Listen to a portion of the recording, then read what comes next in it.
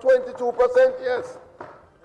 And carrots are down 33%. Other vegetables such as broccoli, cauliflower, romaine lettuce, string beans and cabbage have also recorded lower prices ranging from 9 to 23%, while some fruit lines, particularly melons and cantaloupes, continue to face challenges due to weather patterns. Minister Green says there is a noticeable positive trend within the banana industry.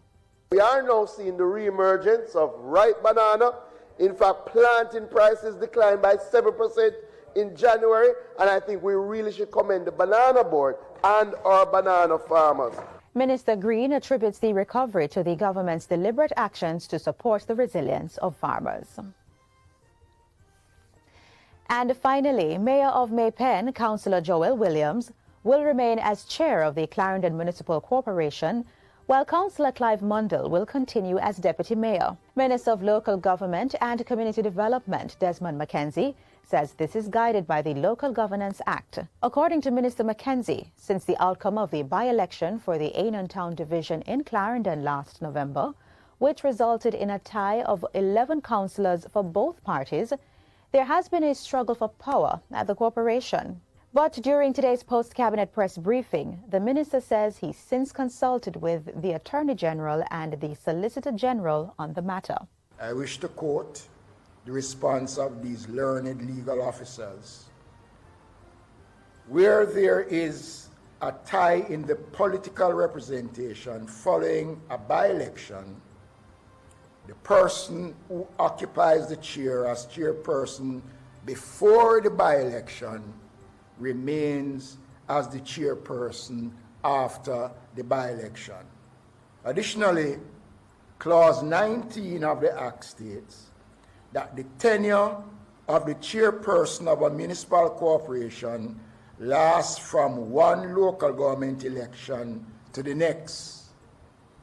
The only way in which that chairperson can be removed between island-wide local government election is if a no-confident motion supported by the majority of all councillors in the municipality no sooner than 12 months after the date of the last local government election. With the legal position being expressed, Minister McKenzie says he has written to the Association of Local Government Authorities of Jamaica, the body that represents the nation's councillors, inviting them to a meeting to discuss the matter.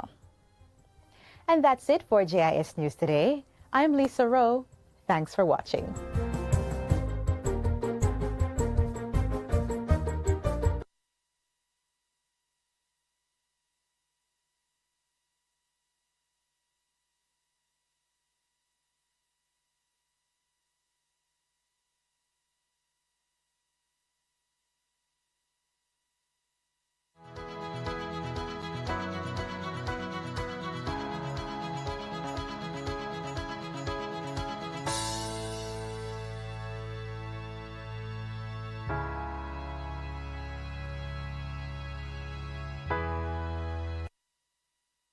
Walk on world, heading to the ATM, come me just get paid. I'm gonna need some fresh clothes and a new shoes, and everything after that I got spicy. Bro, see me if you tell me say you gotta show all your followers the debit card information just like that?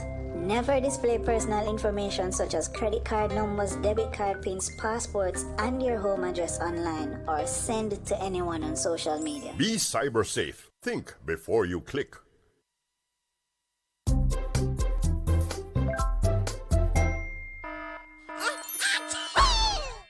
mercy. It's weird, you know. You make me catch a virus. Even if your friend send you the link, if it looks suspicious, no click it, so. Beware of suspicious links. Hackers can steal your personal information or login credentials with the use of embedded links. Please to take me to the doctor. Be cyber safe. Think before you.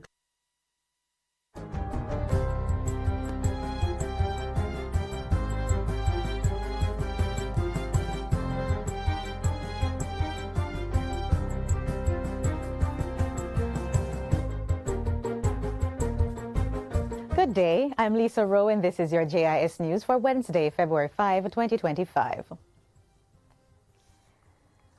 Roadworks begin in the corporate area this week under the government's Shared Prosperity Through Accelerated Improvement to our Road Network SPARK program. This initial phase, Work Order 1, will actually cover 42 roadways across 21 constituencies in 8 parishes.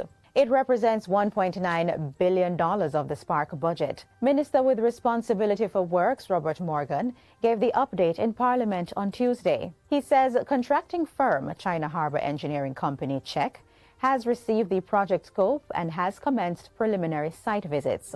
Work is expected to begin late February and March on Work Orders 2 and 3, which will each cover an additional 42 roads in 21 constituencies. Minister Morgan says at the end of the current financial year, all constituencies will have at least 2 roads improved under SPARK. In this financial year, we will begin about 126 critical roadways across Jamaica, improving connectivity, easing congestion and strengthening community resilience. We expect that by April, we will start seeing the completion of our first set of SPARK roads, which this tranche, and we expect that these 3 work orders will be completed by June of this year. To ensure accountability and efficiency, the Ministry of Economic Growth and Job Creation will strictly oversee project timelines, contractor performance, and quality standards. Minister Morgan is encouraging members of Parliament and local stakeholders to remain engaged in the monitoring process to ensure that all communities benefit fully from this initiative. This is the next chapter of Jamaica's development. With the SPARK program, we are not just fixing roads. We are building pathways of opportunity. This initiative is an investment in the future of our citizens and a demonstration of the government's unwavering commitment to national development. Meanwhile, Minister Robert Morgan has released the names of 54 structures slated for repairs under the Accelerated Bridge Program. 44 permanent bridges, 3 pedestrian bridges, 7 emergency use bridges are slated for installation or upgrading works. They include the Shooting River Bridge in St. Thomas, Pedro River in Clarendon, Black River in St. Elizabeth, and the Rio Cobre Dam Pedestrian Bridge in St. Catherine. A framework of cooperation was signed on January 23 between the government and 2 companies, Acro Global Limited and Lagan Aviation and Infrastructure Limited, to carry out the work. Under this framework, the Ministry of Economic Growth and Job Creation, the National Works Agency, Acro Global Limited and Lagan Aviation and Infrastructure have aligned efforts to ensure the seamless execution of the project.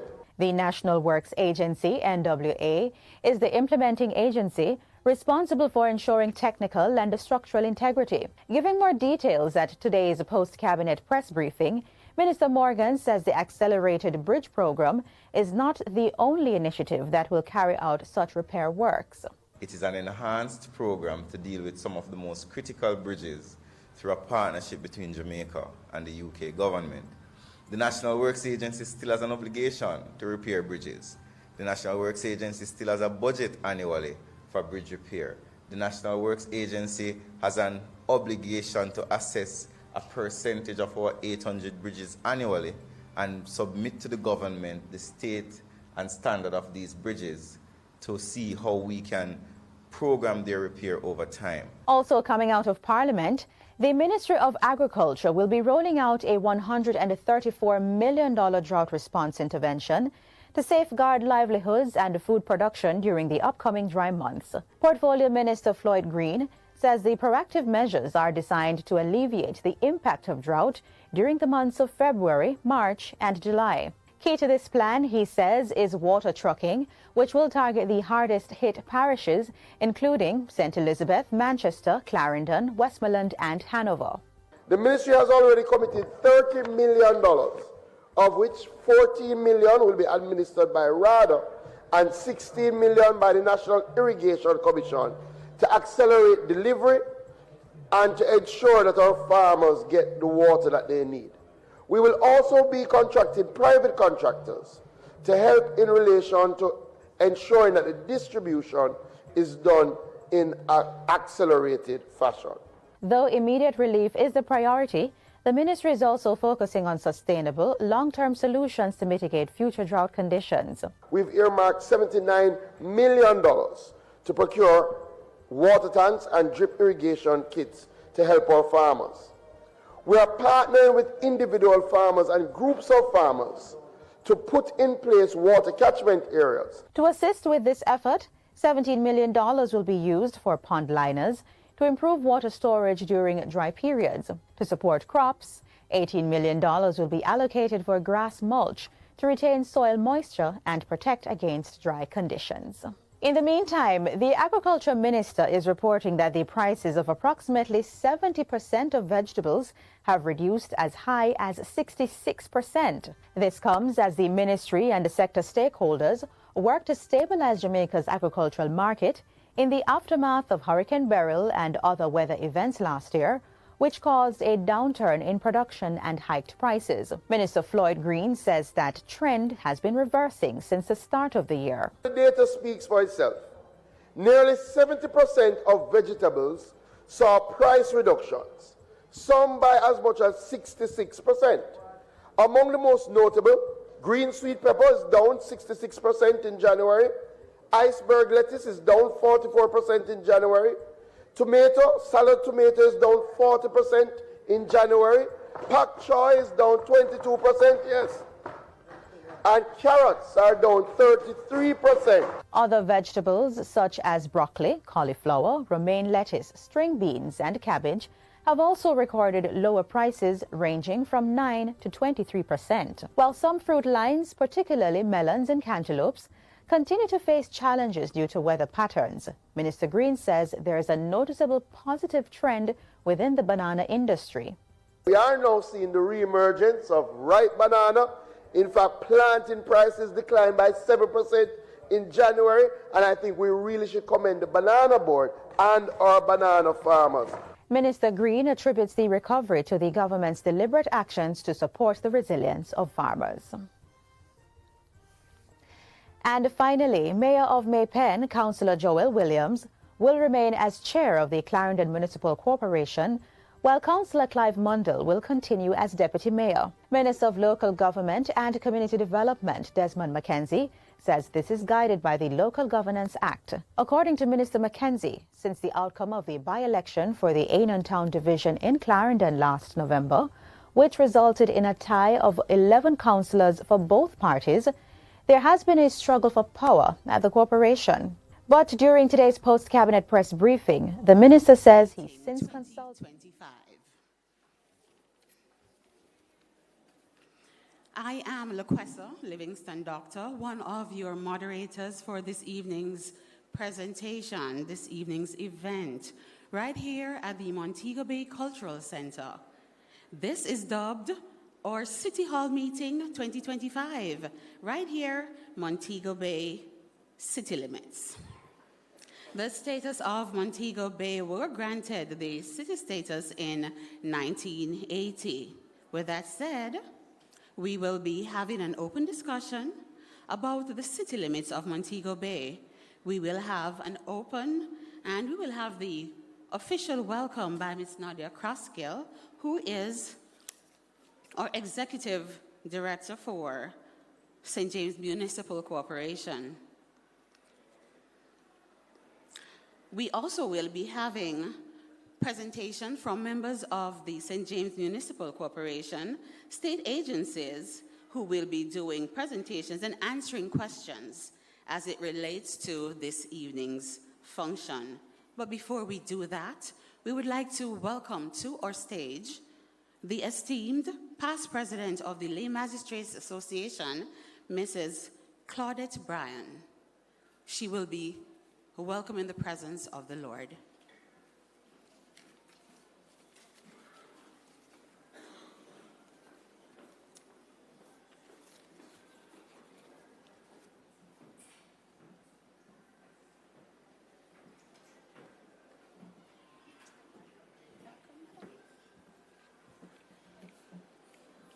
It's always a pleasure and a delight to invite God.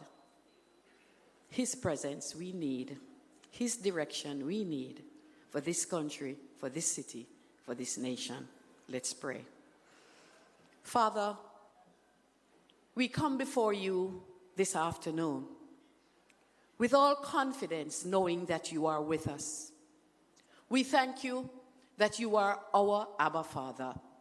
We thank you that you are the omnipotent God, the omnipresent God, the omniscient God. We thank you, God, that your presence here is extremely important and vital. We ask you, Lord, to move mightily amongst us. We pray, God, for every stakeholder. We pray, God, for our ministers. We pray, Lord, for those who will share. We pray, Lord, most of all for clarity. We pray for direction. We pray for wisdom, knowledge, and understanding. As we present ourselves this evening, Lord, I pray for unity. For your word in Psalm 133 says, where there's unity, you command your blessing and life forevermore. We want your blessing. We want your direction in this nation. We want your direction in this city. And we need unity. So now, Lord, lead and guide us, I pray. Speak clearly to all of us, that when we leave here this evening, we leave with knowledge. We leave with understanding. And that there are no gray areas, Lord, in these presentations. We thank you, Lord, that every man, every woman, every boy, every girl who sits in this room under the authority of the Lord Jesus Christ will leave here better than they came. Lead and guide us, I pray. All powerful, all majesty, all glory and honor to the God who is the God of this nation. Lord, our national anthem said, Eternal Father, bless our land, guard us with thy mighty hand. This we need, Lord. And we ask you in no other name but the name of Jesus Christ of Nazareth, that you, Lord, take preeminence in Jesus' mighty name. Amen.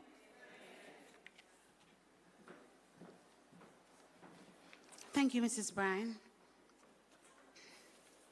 I now welcome to the podium Mrs. Nadia Croskill, Chief Executive Officer from the St. James Municipal Corporation. She will be doing the official welcome.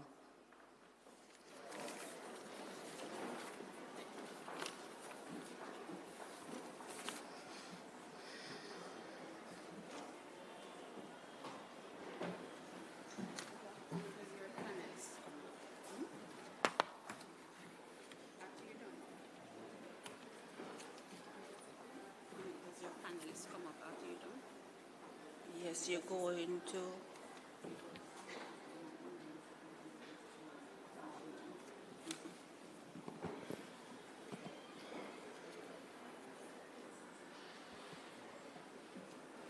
Mrs. MC, Mrs. Lequesa, Livingston Doctor, His Worship, the Mayor of Montego Bay and Chairman of the St. James Municipal Corporation, Councillor Richard Vernon, Mr. Heroy Clark, Deputy Speaker of the House of Representatives and Member of Parliament for St. James Central, Leroy Gray, representing the Office of the Custos, Deputy Mayor of Montego Bay, Councillor Crawford, Dwight Crawford, and other councillors of the St. James Municipal Corporation, the Honorable Godfrey Dial, Chairman of the Tourism Enhancement Fund, Lieutenant Anthony Lyside of the Jamaica Defense Force, Acting Senior Superintendent of Police in charge of St. James, Mr. Aaron Samuels, members of the other uniform groups, heads of government and non-government agencies and their representatives, members of the Montego Bay business community, representatives of tertiary and other educational institutions, members or staff of the St. James Municipal Corporation, citizens representing communities which now fall within the Montego Bay City Limit, members of the media, ladies and gentlemen, good afternoon. It is a tremendous pleasure to stand before you today as we gather for this important City Hall meeting in the heart of Montego Bay. I would like to extend a warm welcome to all the residents, business leaders, and academics who have gathered here this afternoon to join us for this very important City Hall meeting. Your presence signifies your commitment to our city, and for that, the corporation is ever so thankful. This afternoon, as managers of your city, we will be engaging you in meaningful discussions about our city limits and the restricted areas within Montego Bay. It is also essential to emphasize that this meeting is not just a talk shop. The positions and agreements we reach today will be considered as we delineate the final boundary. Your feedback will influence real decisions that impact on our collective future. As we navigate the dynamics of our city's urban development, public safety, and economic growth, it is essential that we make informed decisions that reflect the aspirations and needs of our residents and business community. Moreover, the corporation encourages you to share not only your challenges, but also your ideas and aspirations. Innovation often springs from collaboration, and together we can create a roadmap for a prosperous future.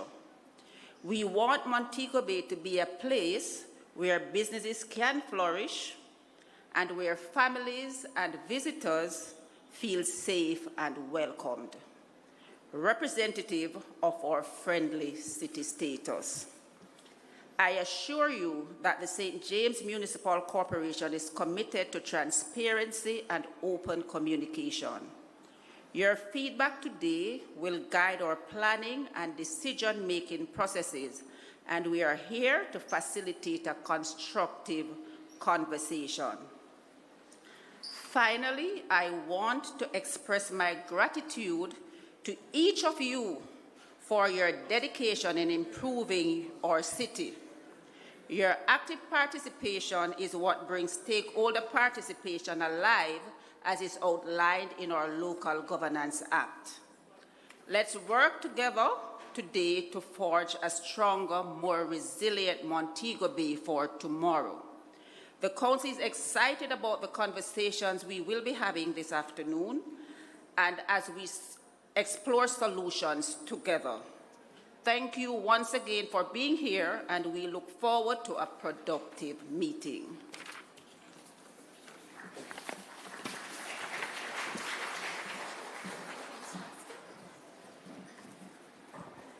Thank you so much, Ms. Kraskell. At this time, we will be having the overview and the introduction of the speakers. Mr. Manning is the president of the Jamaica Institute of Planners. He is a distinguished urban planner with decades of experience in municipal development and strategic planning in Jamaica. Since 2011, he has served as the Director of Planning at the St. James Municipal Corporation, where he oversees land use planning, urban development, and regulatory compliance to foster sustainable growth in the parish. Ladies and gentlemen, put your hands together. Help me welcome to our podium, Mr. Trevor Manning. Trevian.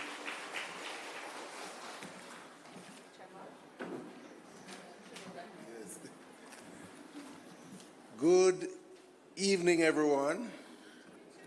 Hello, good evening. Yes, you sound like, are you happy to be here?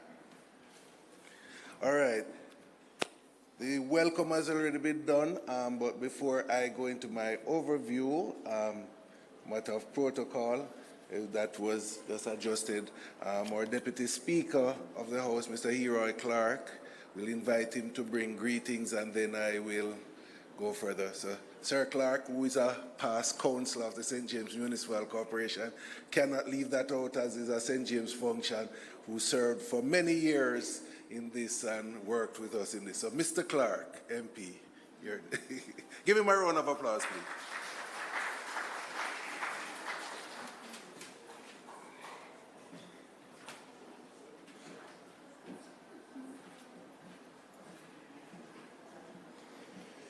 Good afternoon, everyone. If I knew I was going to be called upon, I would come late.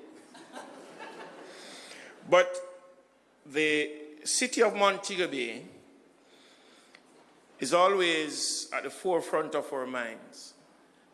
And therefore, whatever it takes, whenever it is, then we have to make sure that those who have the city at heart be present at all times.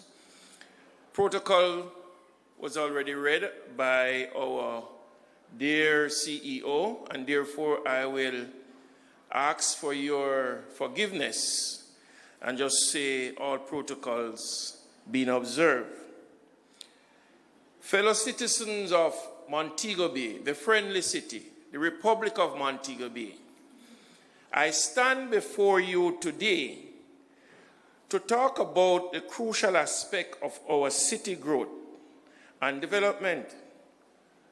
We have to work together to find practical solution to our community's challenges. As leaders, and we are leaders in our own rights, church leaders, city fathers, leaders of the various merchant groups, we have the privilege of engaging with many of you, the citizens, the residents of Montego Bay, not to talk to you or talk down to you, but really to listen to you, to hear your concerns, and learning about the ideas from you for which it will make our city a better place. I firmly believe that the most effective solutions are those that are developed within partnership with our communities. When we work together, we can tap into our collective knowledge, expertise, and creativity to find innovative solutions that benefits everyone. Over the past years, we have made significant progress in addressing some of our city's most pressing challenges. However, we recognize that there are still much more work to be done. And that is why we are here today, committing to continue our community engagement efforts, listening to your feedback, working collaboratively to develop practical solutions that meet your needs. So what does this mean? It means that we want to hear from you. We want to know what matters most to you, what challenges you're facing every day, and what are the ideas you have for improving our city. I know this is not just the first, well, this is the first of many meetings to come here, because we want to continue to engage each and every one of the residents of Montego Bay, because we have to make Montego Bay better than it is today. And so, let us say to ourselves, let us agree with each other that we will work together to build a brighter future, not for ourselves, but for our children and our community. Thank you for having me.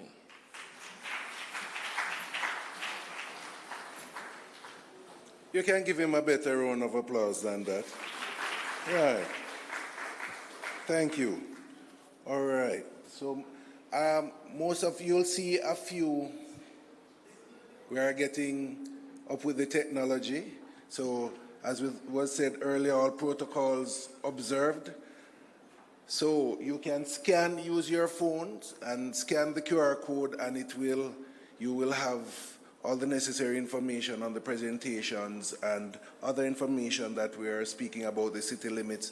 With the map of the city limit, you will also have that, so it's easier for you to navigate through. So we are trying to keep abreast with the advanced technology. So, all right, so for those who are happy if you have scanned it. And if you look around the rooms and the walls, you will have some other Scan Me QR codes that you can also do the same with. All right, so why are we here? We are here today because we want to ensure that Montego Bay continues on the trajectory that it is on. So right now, historically, in the 1940s, Montego Bay emerged as a major Caribbean tourism destination, and extending the main built-up area south to the Montego Bay River. And we also know that we have some of our city fathers here with us. I know Mr. Deere, who and I have had numerous conversations about the development, and a gentleman who has seen the development of Montego Bay to where it is, and Mr. Dyer, who has contributed significantly, so they are considered some of our city fathers. So officially, in 1980, as was stated, we were granted a city limit. The law was passed, and it was very good at the time. Now we are in 2025, and what would we have? So the built-up area has expanded, and we have to adjust with it. Therefore, we need more than just the city to be declared. We need the area to show where the boundaries of Montego Bay start, because we have persons calling Montego Bay as far as Greenwood to the other in the western side of Great River. It's all considered Montego Bay. But where is the city? Where's the city limit of Montego Bay, and why do we need the city limit to be defined? We'll go into all of that with you so that you can see. This is telling us that a city, the reason for a city and having a city limit is that the city is a system which can be used to address challenges including poverty, unemployment, and one of the major ones, climate change. It assists the local authority, the municipal corporation, for us to know how to manage the space. His Worship the Mayor will get into the details from the administrative standpoint. As he stated, he is the Mayor of Montego Bay. So where is that? So the Mayor will go into the importance from his standpoint about that. We are working with the UN Habitat defines cities can be defined either by their urban extent or degree of urbanization. So populated as space may be is what you can see. And legislatively, in 2016, the Town and Country Planning Act was always from 1957 that always speak to how cities are declared. But in 2016, the government passed the Local Governance Act, which placed the responsibility solely on the local authority, which is the municipal corporation, by resolution that can define the limits of a city where we see necessary, and we saw it necessary. So our current mayor, then when he passed the resolution, was a councillor for the downtown area. How time has passed. So when in 2019, from 2019, he passed a resolution in council to have the limits, the city limits so defined, and we sought the assistance. It was unanimously passed by the council, and we sought the assistance of NEPA, or National Environment and Planning Agency, to assist us in ensuring that the areas that we saw as the city limits, where it should be, and ensuring all the parameters are properly covered, that they were there, and the importance of so doing. We need to align this with Vision 2030 And it's also part of the Sustainable Development Goals, Goal 11, why we need to have this, which gives us a better understanding of our communities, local authorities, more effective way to accommodate residents and their needs. And to ensure that we protect our most valuable assets, our people, our flora and fauna. So, we can see these are some of the quick benefits that we can look at why we need the city limits and the benefits of having proper city limit. Delivery of services within that space.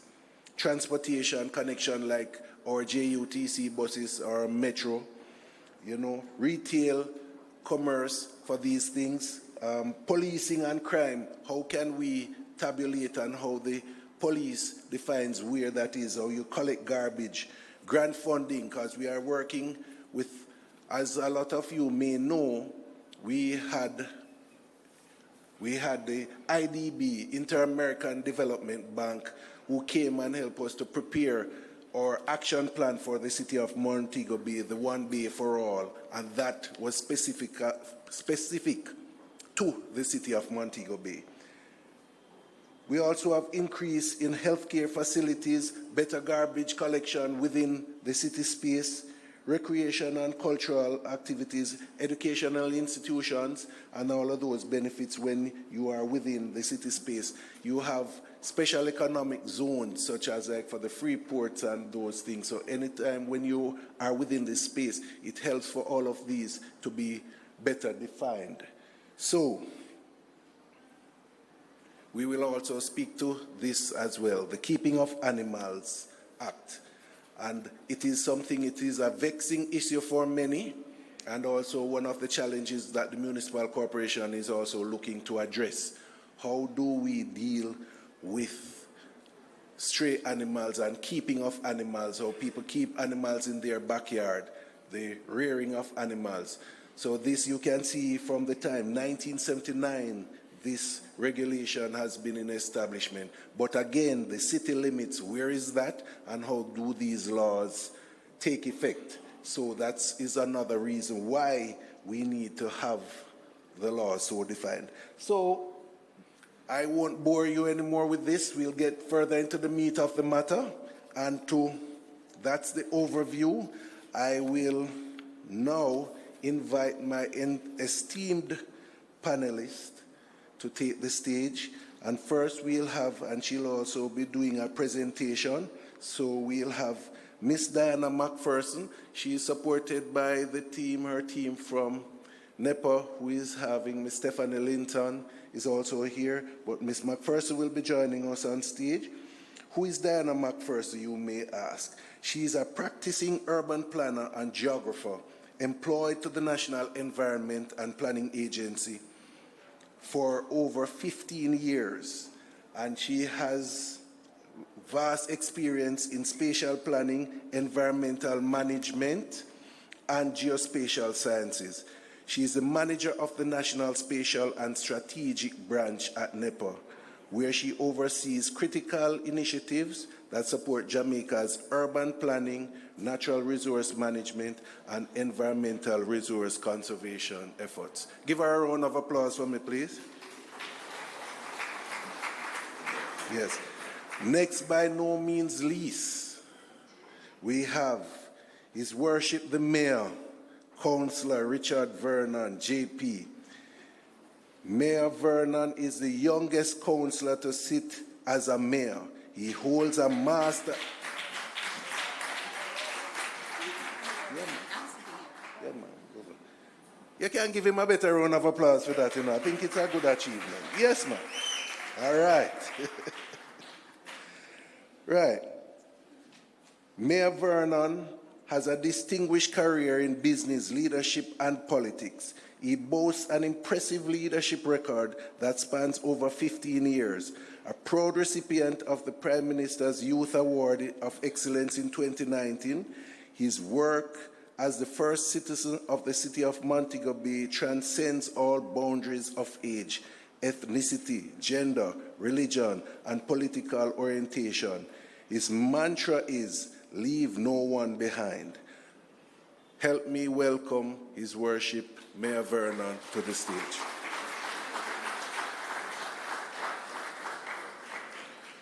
All right, so just an overview. I'll have Miss McPherson will be coming to the podium next and giving her presentation from the national spatial context and how we came up with the boundaries, right? Yes, and then after which we'll have His Worship the Mayor. But welcome Miss Diana McPherson, please.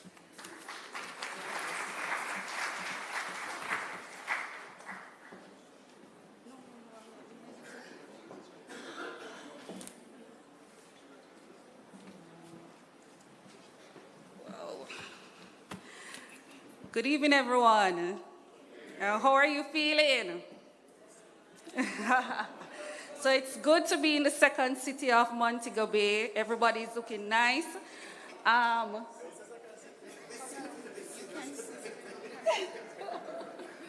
it's the second city that was declared. Oh, gosh.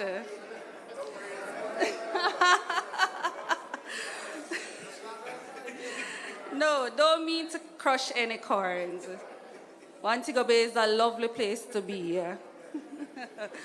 Okay, good evening again, everyone.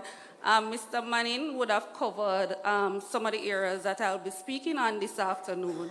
But the main purpose of my presentation is to basically go through the steps that we took or the approach in terms of delineating a boundary for the city of Montego Bay. Some of you may be aware, Montego Bay already has a city boundary.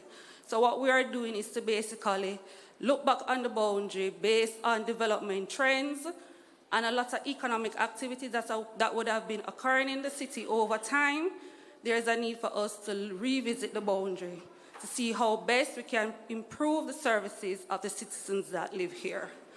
So by a way of background, a resolution was made in September 2019 by the St. James Municipal Corporation to redefine the city limits of Montego Bay.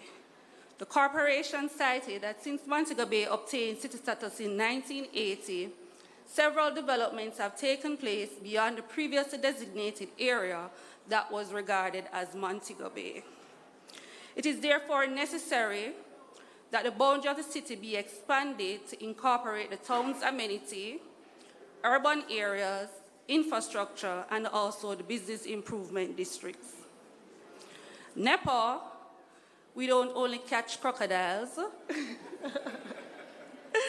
NEPA was engaged, the planning division of NEPA was engaged to provide technical support to redefining the Montego Bay City Limit.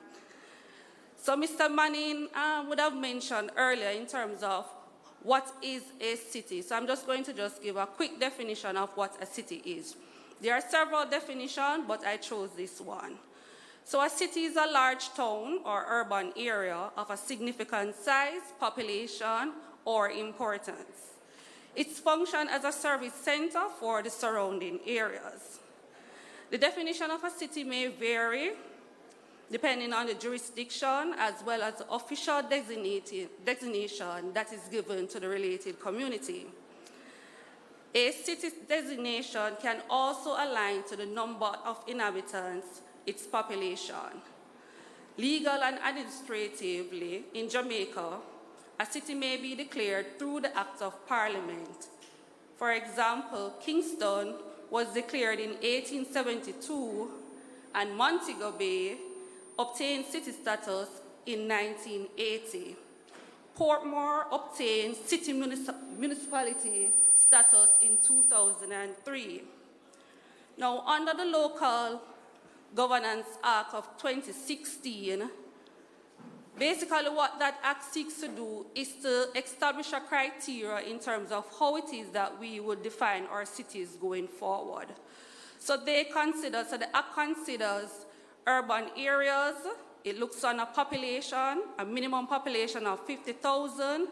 It also assesses the area to generate revenue, and it also looks on the cultural and social benefits that are to be derived from that area. In terms of a city's function, a city acts as a stimulus and focus of regional development and should operate to form a system of service centers for the entire area. And in this case, I'm just talking about cities across the island. A city should provide all the requisite goods and services to support its population, and some of these services include municipal administration, tertiary level service such as your hospital. We talk about infrastructure, we talk about our drainage, we talk about our roads, economic, commercial, and industrial hubs, transportation, employment, and also supposed to be a main area for residential development. In terms of the boundaries, boundaries are often essential for planning and zoning regulation, assigning local services, amenities, and infrastructures, such as law enforcement, administrative functions, and also for garbage collection, to name a few. It is expected that as cities expand, they will merge and incorporate other areas. So we would have delineated or come up with a boundary now, but after further review, we may need to revisit the boundary to include other urban areas or areas that we see that is growing. So what did we consider when we were looking at redefining the Montego Bay City Limit? So the underlying principle that we looked on was to ensure that Central Place has maximum accessibility and is within proximity to the residents being served. So basically what we focused on was a primary service delivery area. As mentioned earlier, we may have to visit a wider service area delivery, but this is the base that we started on. So we looked on the district center service area, which is the lowest level of service area that we have in our settlement strategy. And this service area extends up to 6 kilometers from the town center, estimated at 10 minutes drive time. We also considered the static urban boundary. We considered the local planning area boundary for Montego Bay, and this looked on the land use zoning and also density allocation. And we also considered municipal corporation service area. So how far does the municipal corporation service extend? And we also looked on the SDC community boundaries. So what we tried to do was to obtain a best fit for the city of Montego Bay. Over time, as mentioned earlier, some areas will have to be expanded, and possibly some areas would probably have to contract. So this is a proposed boundary.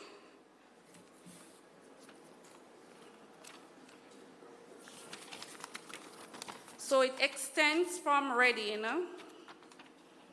in the west, and it would include communities such as Bogue, Fairfield, Granville, Tucker, Catherine Mount, and it extends to the east to include parts of Iron Shore, Coral Gardens, Flankers, Norwood, and also Glendevon, to name a few. So as I mentioned, Mr. Manning, he can probably go through in terms of the detailed description of the boundary, but generally these are some of the communities that makes up the boundary. And if you can see, separate and apart from the planning consideration, we also use natural features and built environment features. So for example, we use a newly perimeter road that is being built to border some aspects of the boundary. So if you can go up, the boundary extends from Iron Shore,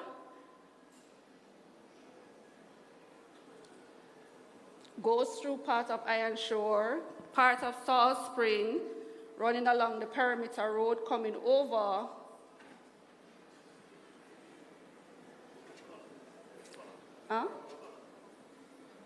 that one. It's a magenta. Not the purple one. It's a blue-looking line. So it runs along the perimeter road, and it cuts through Tucker, covers Granville for the most part, and then it ends out at Reading. So this is the preliminary boundary for discussion.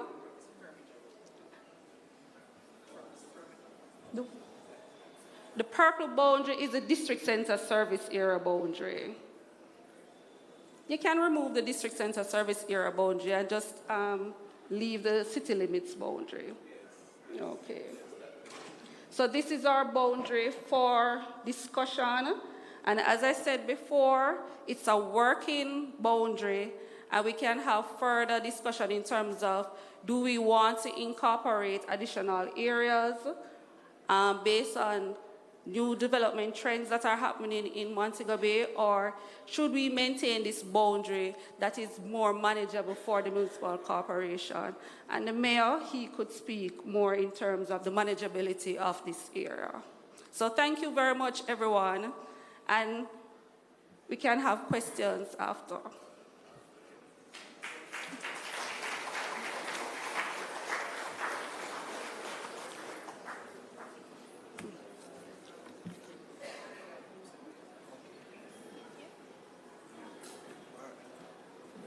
All right, I know the questions are starting to rear and those things are turning. You can get, as I said before, if you look to the side of the room, those QR codes on the wall, if you scan them, you will get a copy of the map and some other information. So we will have a lot of time for questions and answers. So please just make note of all your questions, because we don't want to break and then have questions. So before that, please, as Diana spoke about, you see where we are coming from and where we are going. So now, to set the context from an administrative standpoint, please make welcome His Worship the Mayor, Richard Vernon.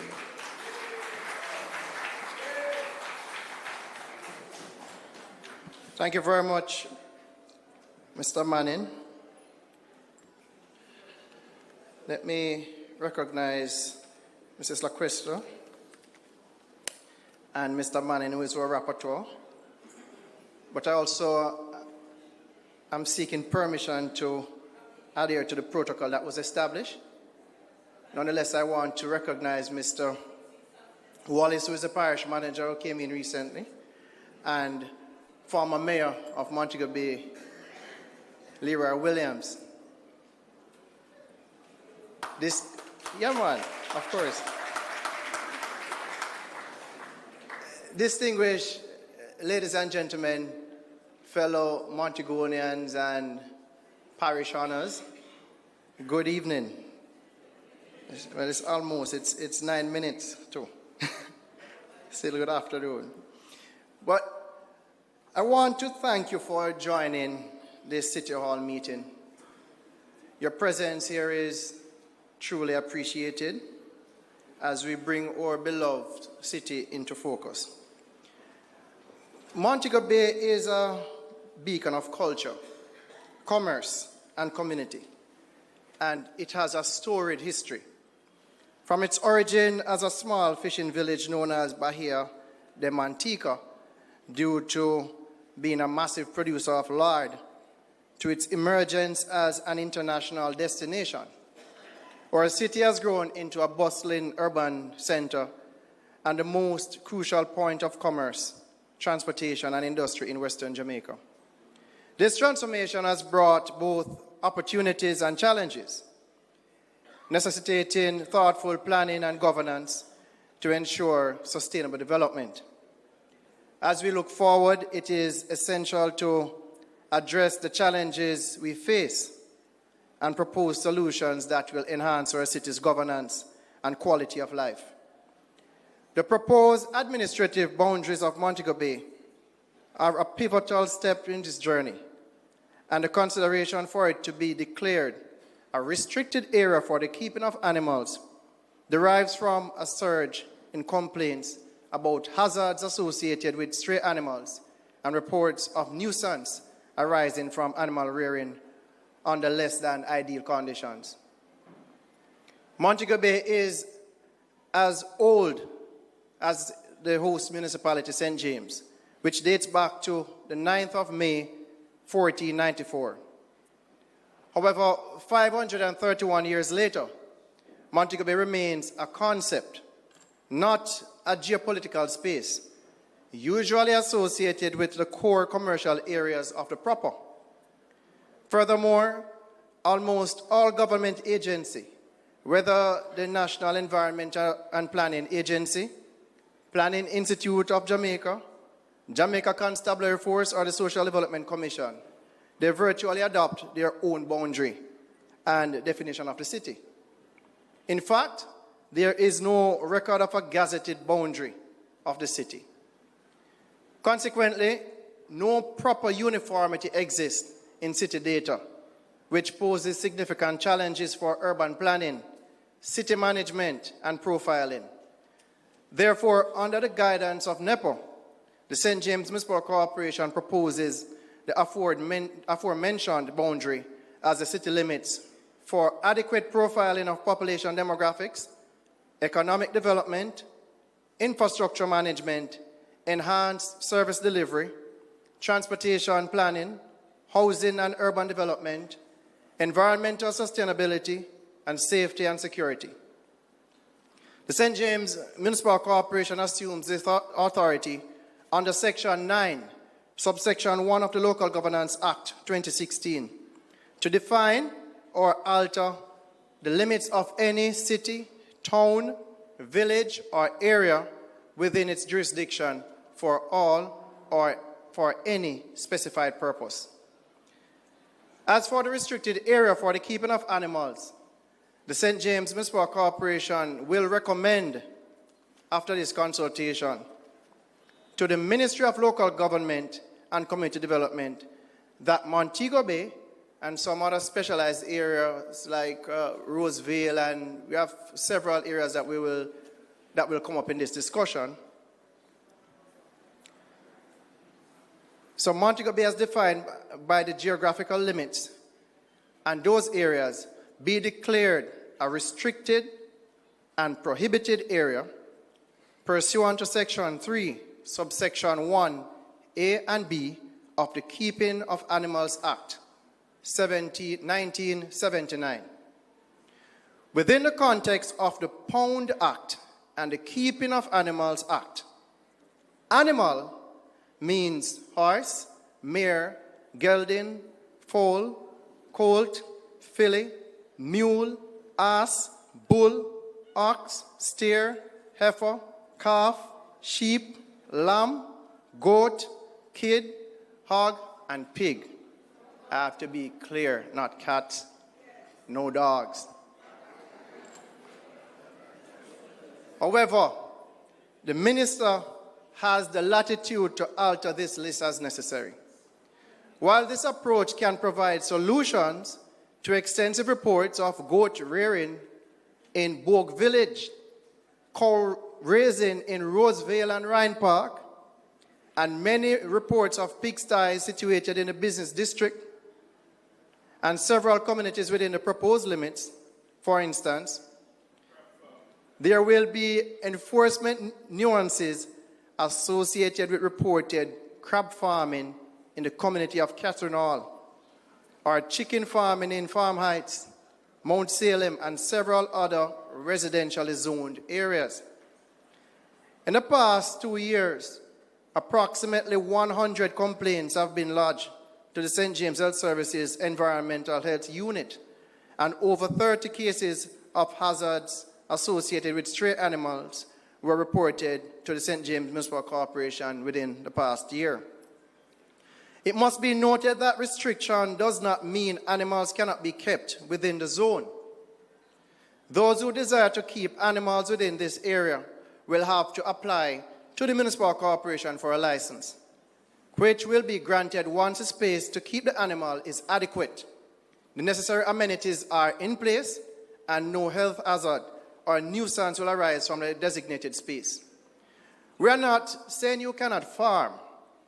This government has a robust farming agenda and has promulgated the idea of urban agriculture. Still, farming practices cannot be at the expense of good order, peace, safety, a healthy environment, and tranquility within our community.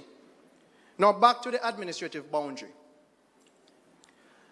Montego Bay's diverse population with varying age groups, income levels, and ethnic backgrounds presents unique challenges in providing inclusive and equitable services. By defining clear administrative boundaries, we can study population trends, growth, and indicators to improve curated services and policies that meet the specific needs of different demographic groups, ensuring that no one is left behind. This move is particularly important at the policy level and when engaging global forums to present justification for partnerships and city progress reports. Additionally, population data provides program and project evaluation baselines to ensure public funding is effectively invested. With no proper parameters for assessment, government agencies continue to pick numbers from a hat, numbers pertaining to Montego Bay. Like population study, it is equally important to understand the city's local economy.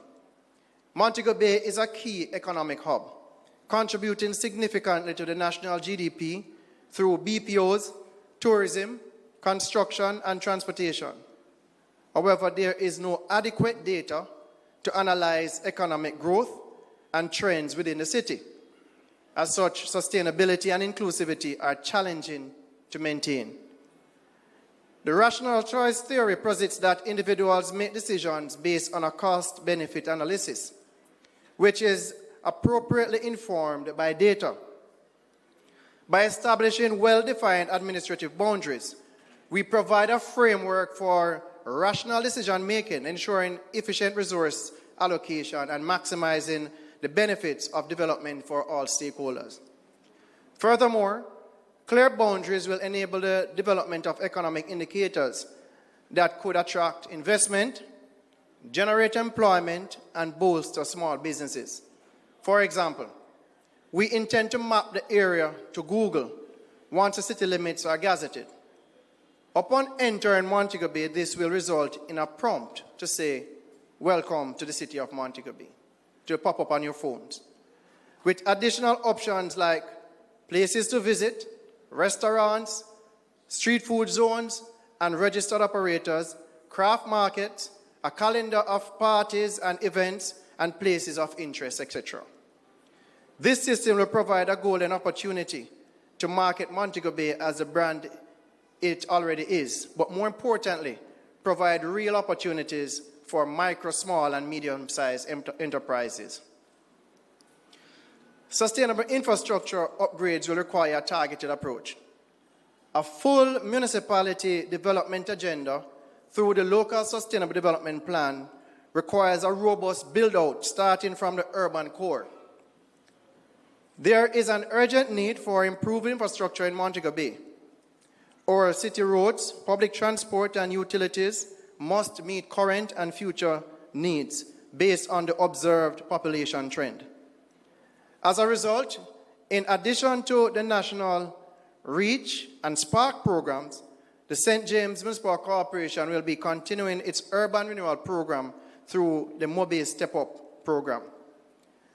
In a few weeks, the roadway at the entrance to Providence will be completed, and the entire roadway and drainage system in the vicinity of Fish Lane and Lightbody Avenue will be addressed, along with several other infrastructural projects, such as sidewalk rehabilitation for downtown and a smart bus stop at the Cornwall Regional Hospital.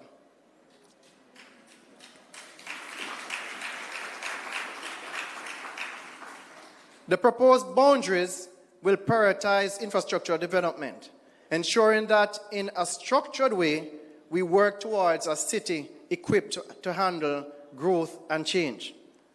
By addressing infrastructure challenges within the limits, we also align with the Sustainable Cities concept, which considers social, economic, and environmental impacts that will spill off to the outer bonds and hinterlands of our municipality.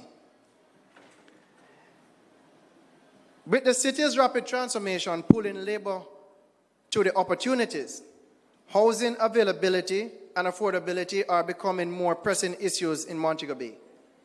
This economic expansion could lead to significant urban sprawl and overcrowding, which contributes to unsustainable development and strain on our already limited resources. The proposed administrative boundaries will help manage urban growth and provide adequate living conditions through the use of AI-powered technology to provide better development control. We maintain that visible signs of disorder and neglect can lead to further social issues. Therefore, the aim is to promote orderly development within the specified area to promote a sense of community and pride, but strategically to ensure adequate service delivery. By acquiring relevant details pertaining to population, the local economy, and housing, we can improve the efficiency and accessibility of access to healthcare, education, sanitation, and other public services, ensuring they reach all areas of our city, which is crucial for the well-being of Montego Bay's residents.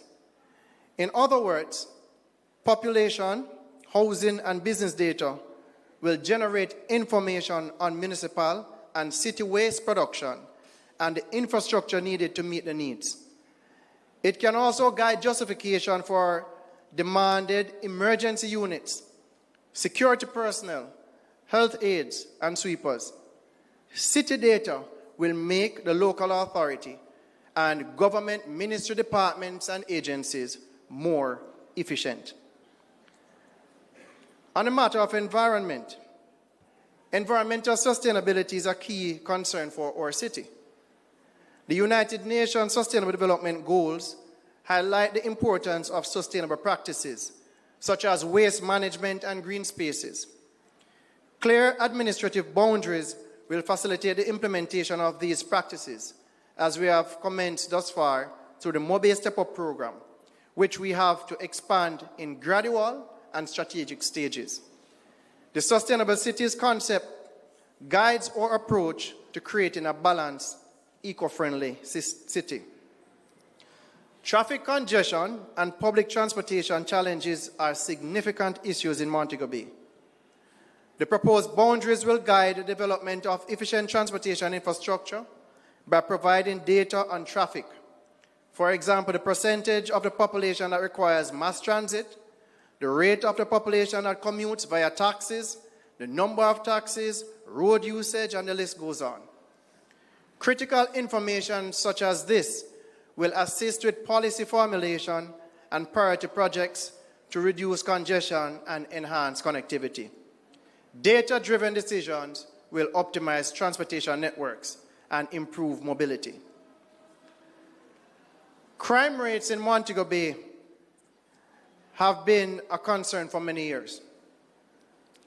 Enhancing public safety is our priority, and defined administrative boundaries will help us to achieve this goal.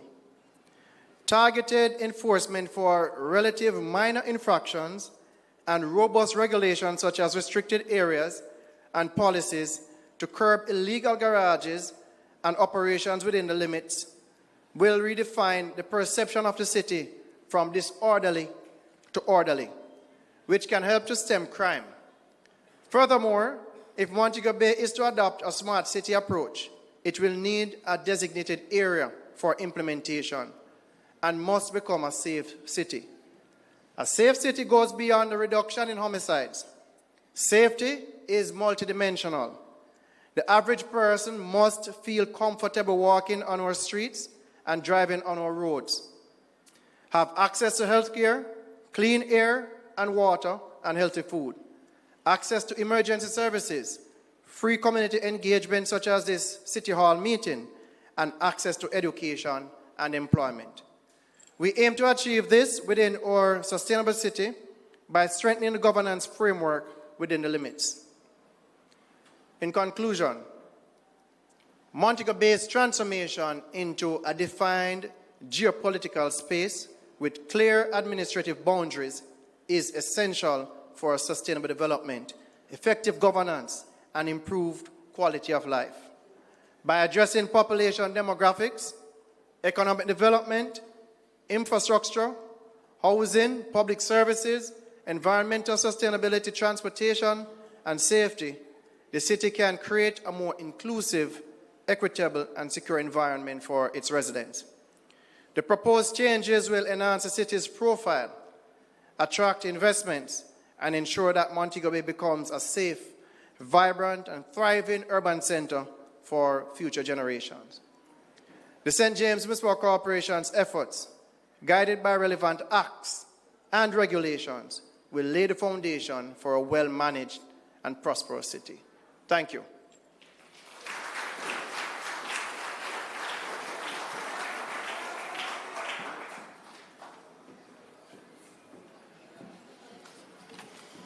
Thank you, His Worship.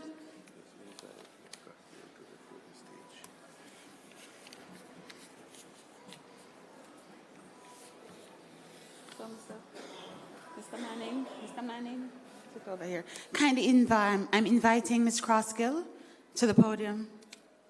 Ms. Crossgill, join us on stage, please. Sit on this.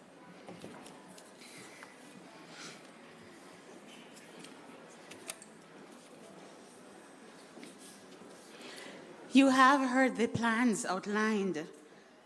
You have heard the proposed boundaries, the city limits defined. As was said, it is work in progress. We now open the floor for the question and answer section.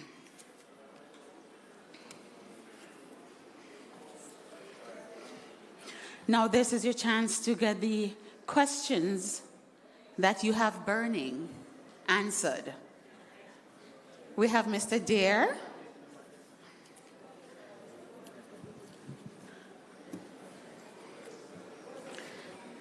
We also want to remind you that we do have our online platforms that you can ask your questions through. For our audience streaming live, you can join us on the JIS platform on Facebook, Instagram, and YouTube. If you are joining us on the St. James Municipal Corporation's platform, it is on Facebook and Instagram. So you can pose your questions, and we do have the panelists who will be able to answer.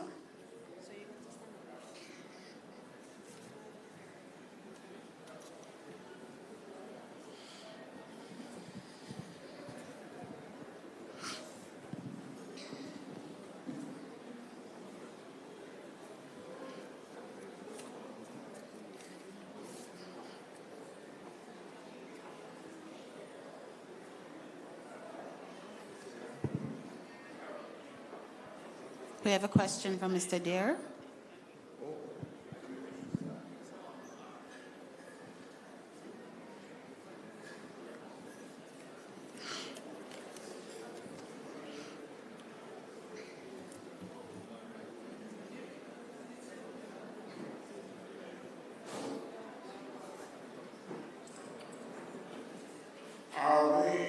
The boundary as defined here, I noticed the map is a little wrong. In that corridor is east of I'm sure, not the other way around. But I wonder why we are limiting the boundaries on the coastline to I'm sure when major developments are taking place outside of this area, and I would suggest that the boundary would be extended all the way to the eastern boundary of the parish on the coastline, because that is key development areas, And also, Reading, on the other side, we have major developments in Unity Hall, which is next door to Reading, and there is no reason why they shouldn't be included as well. So the Spring Garden, yes, Unity Hall, major housing developments there, and I see no reason why we shouldn't include this when we're doing a new boundary plan. Thank you. Thank you for that question, Mr. Dare. Okay, so the intention initially was for us to prepare a Montego Bay proper, so a boundary Montego Bay proper. Going forward, we have been having a discussion in terms of establishing a metropolitan area for Montego Bay, which, as you mentioned before, incorporate additional urban areas to the east and also to the west. So in the first instance, we're looking to establish a Montego Bay proper. Going forward, we can seek to establish a metropolitan area for Montego Bay.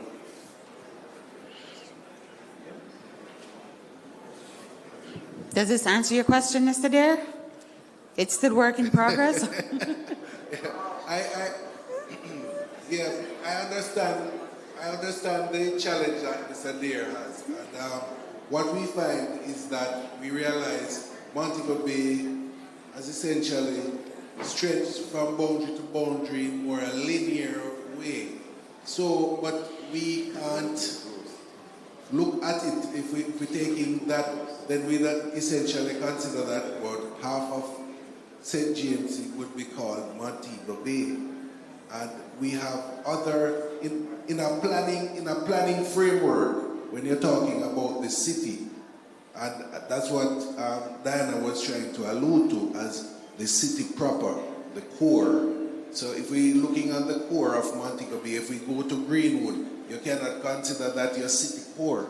That is more your metropolitan area, like you have the Kingston metropolitan area, which considers sections that are really outside of Kingston, the city of Kingston, but it's the KMR, which is the Kingston metropolitan area. So we'll have the Montego Bay metropolitan area that will go there, but for certain things, the core of Montego Bay will be in this area.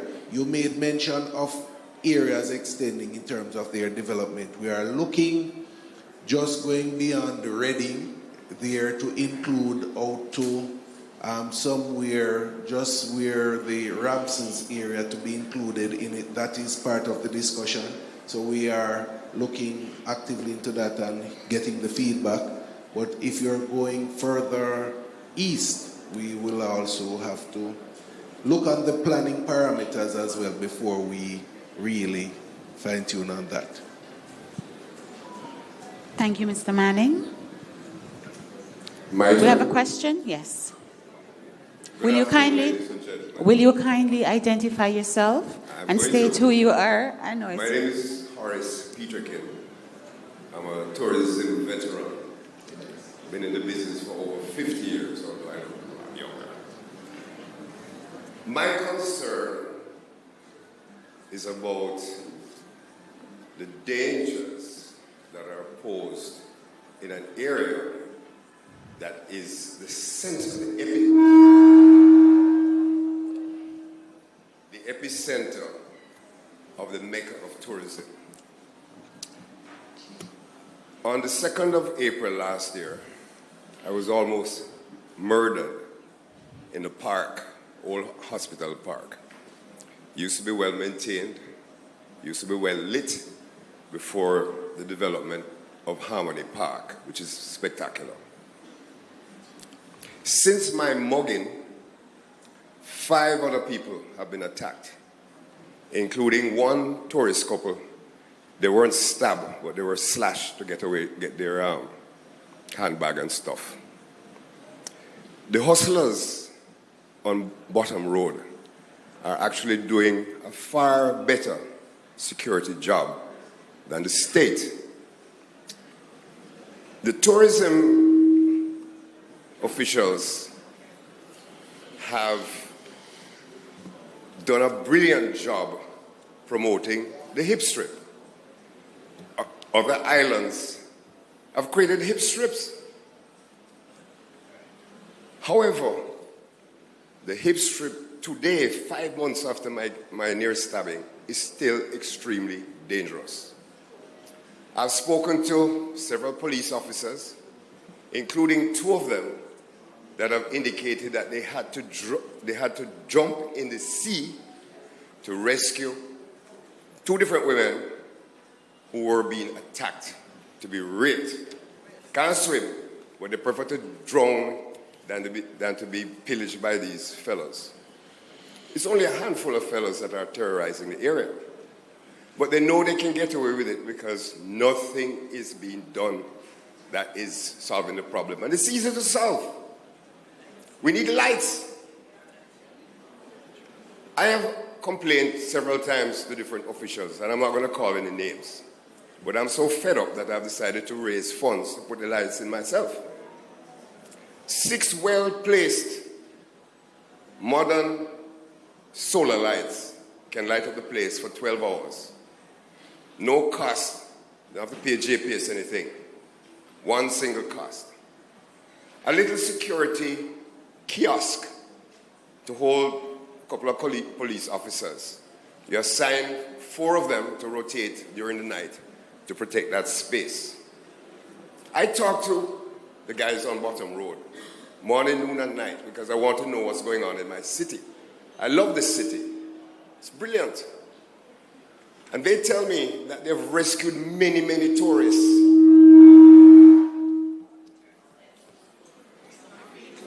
Yeah, who they saw going down to the one-man beach because they heard the hip strip is whatever.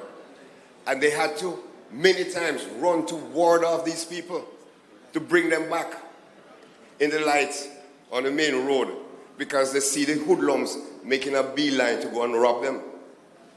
Easy to solve. Overnight, it can be solved. Okay? I'm handing this over to, I heard that things are happening, but I've been hearing for 5.5 months. Over to you, Mr. Mayor. Thank you. Thank you, Mr. Peterkin.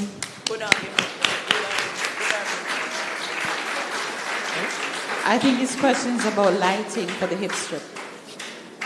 We have a question on the WhatsApp. It's from Ms. Zarika out of the Roseville community.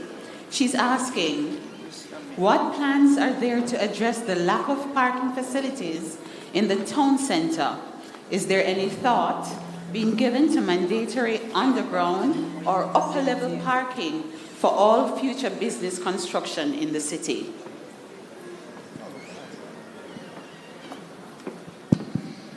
All right, thank you for the question, for the person who asked a question online, and Mr. Peter King, who raised several concerns pertaining to the Jimmy Cliff Boulevard area.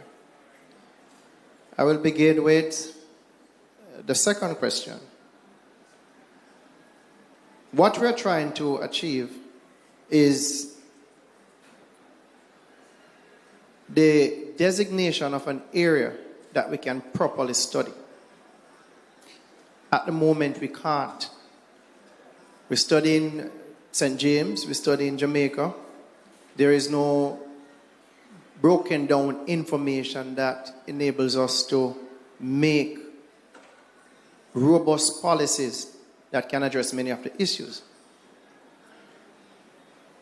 So, in achieving that, we'll be in a better position to say, for example, downtown Montego Bay has X number of cars not passing through, but stopping. I believe NROC used this information when they were developing the concept or further advancing the concept of the bypass, because you need to know how many cars want to bypass Montego Bay. Because if you build the perimeter road, for example, without having that information, it will just lay bare without proper use. So you must have that data. that is what is driving all the decision-making process. So we need to know how many vehicles will be in the town center at a given time so that we can provide adequate parking spaces for those motorists. We have had several discussions about alternative methods for parking.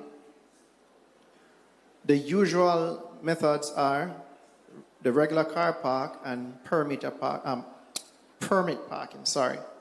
So we were looking at designating several additional streets for the permit parking. And for the car park, the alternative method was to create multi-story car parks. We can't just get up and build some multi-story car parks without knowing that we are going to get an additional 300, 400 cars. Else you'll have a massive building and half empty. So we are doing the proper assessment of the area to ensure that once we gather information pertaining to transportation, parking, and all those requirements, we can make the right decisions. That's one. And two, we also have to identify a source of funding. Developing a multi-story car park may be probably half or quarter of the budget for the year. So we have to seek partnerships when we're doing these things, including public-private partnerships. So we're having the dialogues and the discussions pertaining to that. And we will provide some more updates pertaining to parking within the city of Montego Bay soon. In terms of the Jimmy Cliff Boulevard area, recently we opened up a conversation about it being a business improvement district. In a business improvement district, the operators within the space become critical stakeholders in the governance framework of that business improvement district, otherwise known as the BID. In it, we have focused approach towards security, infrastructure management, waste management, and several other areas. You name them, areas of development. And security is one of the main components of the BID. And it came out of a meeting that we had with some of the nightclub operators and entertainment stakeholders within the space who raised the concern that they need parking along the Hip Strip area, and two, that they need more security within the space that will work up to a certain hour. As you know, Montego Bay, in that area, there's no sleep. We have businesses operating up until 4 a.m. Therefore, we have to now look at how you add resources or reallocate resources, human resources, to man the area for that time. And it is a fact that many of these operators have had to hire private security to help with managing the space, security within the space. But we believe that the BID will help us to properly address some of these concerns within the area. Lighting was raised. It is also another component under the infrastructural development of the business improvement district that we have to look at.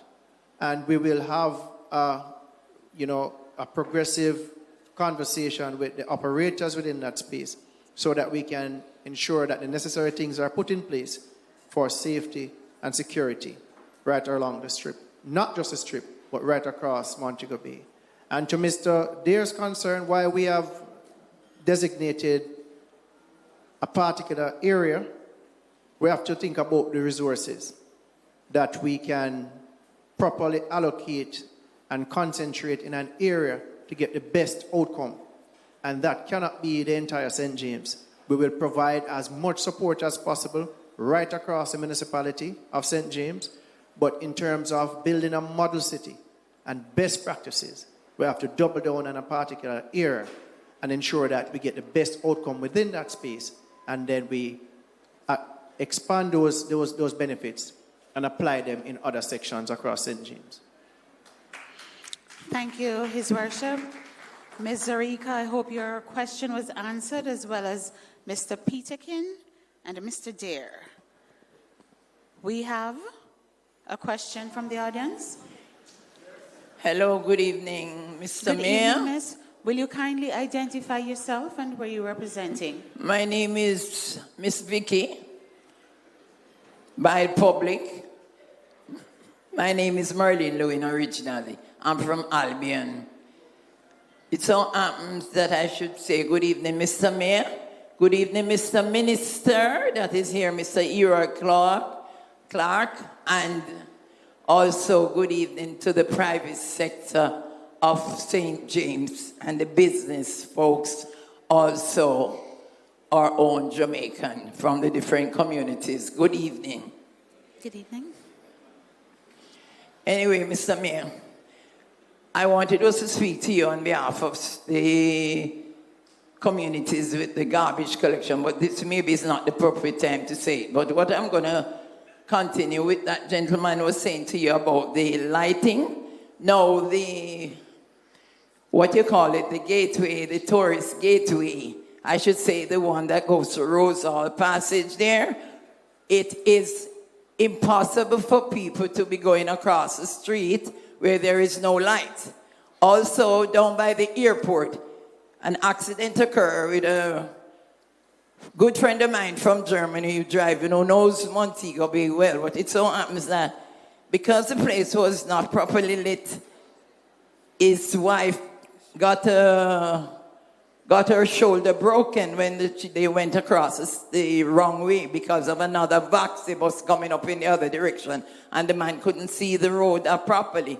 So Mr. Dare is here. He's connected with Mr. Edmund Bartlett, and the Tourist Enhancement Fund can also contribute to the Municipal Corporation to light up those places too, because they earn a lot of money. Okay? Okay, I'm the oldest tour guide. People who here don't know. Oldest tour guide in Jamaica from 1974. Governor's coach has started, okay? And, clap me. And also, an old translator for Air Jamaica and the rest. I won't go in detail, certain places. Now I'm still hanging in there, going 78 years old on Saturday. And I'm still... Thank you, guys. Thank you. Anyway, Mr. Minister, as I'm speaking, you need to know that your area also and the mayor's area also need some uplifting. And let me ask a question. You don't wash the garbage trucks anymore like one time. It is really stinking up the area, even in the tourist industry area, when the garbage truck go and pick them up. You can't make some arrangement with the fire company, fire truck people them. Ask them to, if it's even twice per month, wash the garbage them down by the seaside or somewhere about. The water hydrant doesn't work anymore. We need that, because when the truck comes in the area, because the truck been working for 3 weeks, picking up garbage 5 or 6 days a week, when they stop, dirty water run out of it and stink up the community more than it is. Okay, sir? Have a nice evening, everybody. Thank you, Ms. Marlene from Albion. We will be moving online to take some of the questions. From our Facebook page, we have Ms. Victorine Cunningham is asking, when are we going to see the cows taken off of the streets of Roseville so that the children can walk on the road in peace?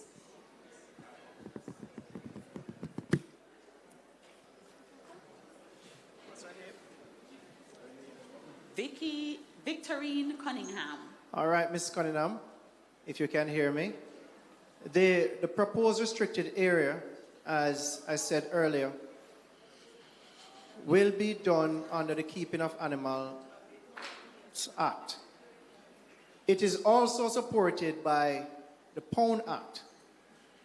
At the moment, our CEO is working on the license for pound and those who would like to operate a pound. So what we will do, instead of setting up a municipal pound, we will issue the license to those who want to operate a pound.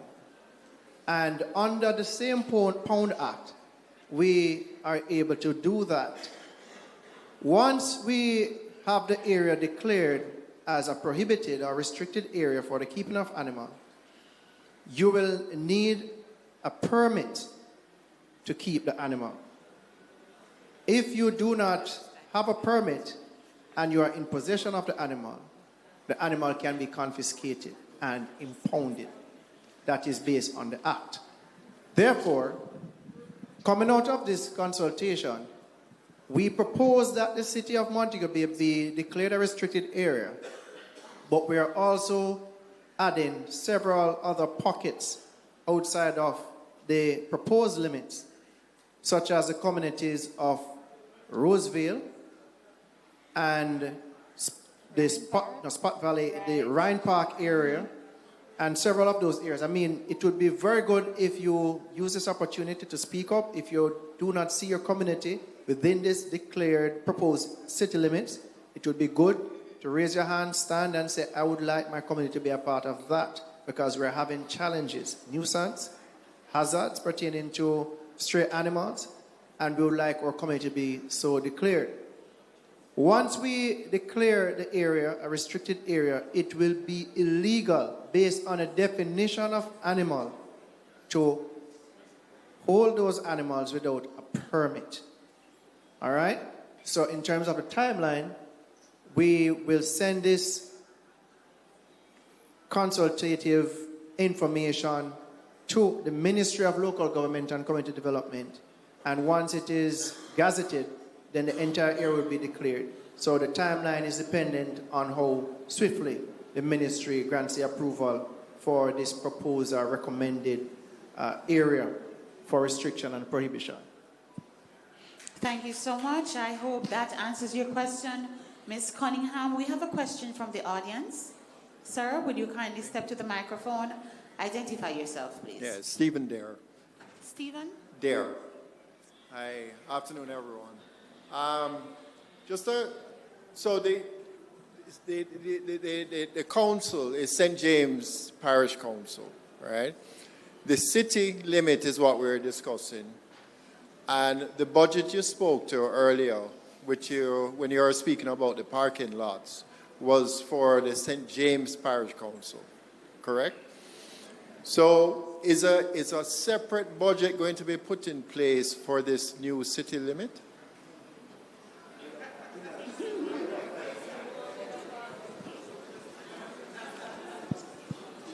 There will be no separate budget. It is dependent on what we have to spend as a municipal corporation in managing the space, as well as calling upon the partners like TEF and other partners within the space to help to execute some of these projects and programs within the space. Yeah. Are you calling for a special budget? Look, if we're making this new demarcation for the city, it must stand for something. And it must stand for that there's going to be a certain standard, there's going to be, and I haven't seen that in any of the presentations around how is it we're going to fund the activities that will make Montego Bay a better place, right? So, yes, I definitely putting forward that that's something that we probably need to consider. All right, thank you. Thank you, Mr. Dare.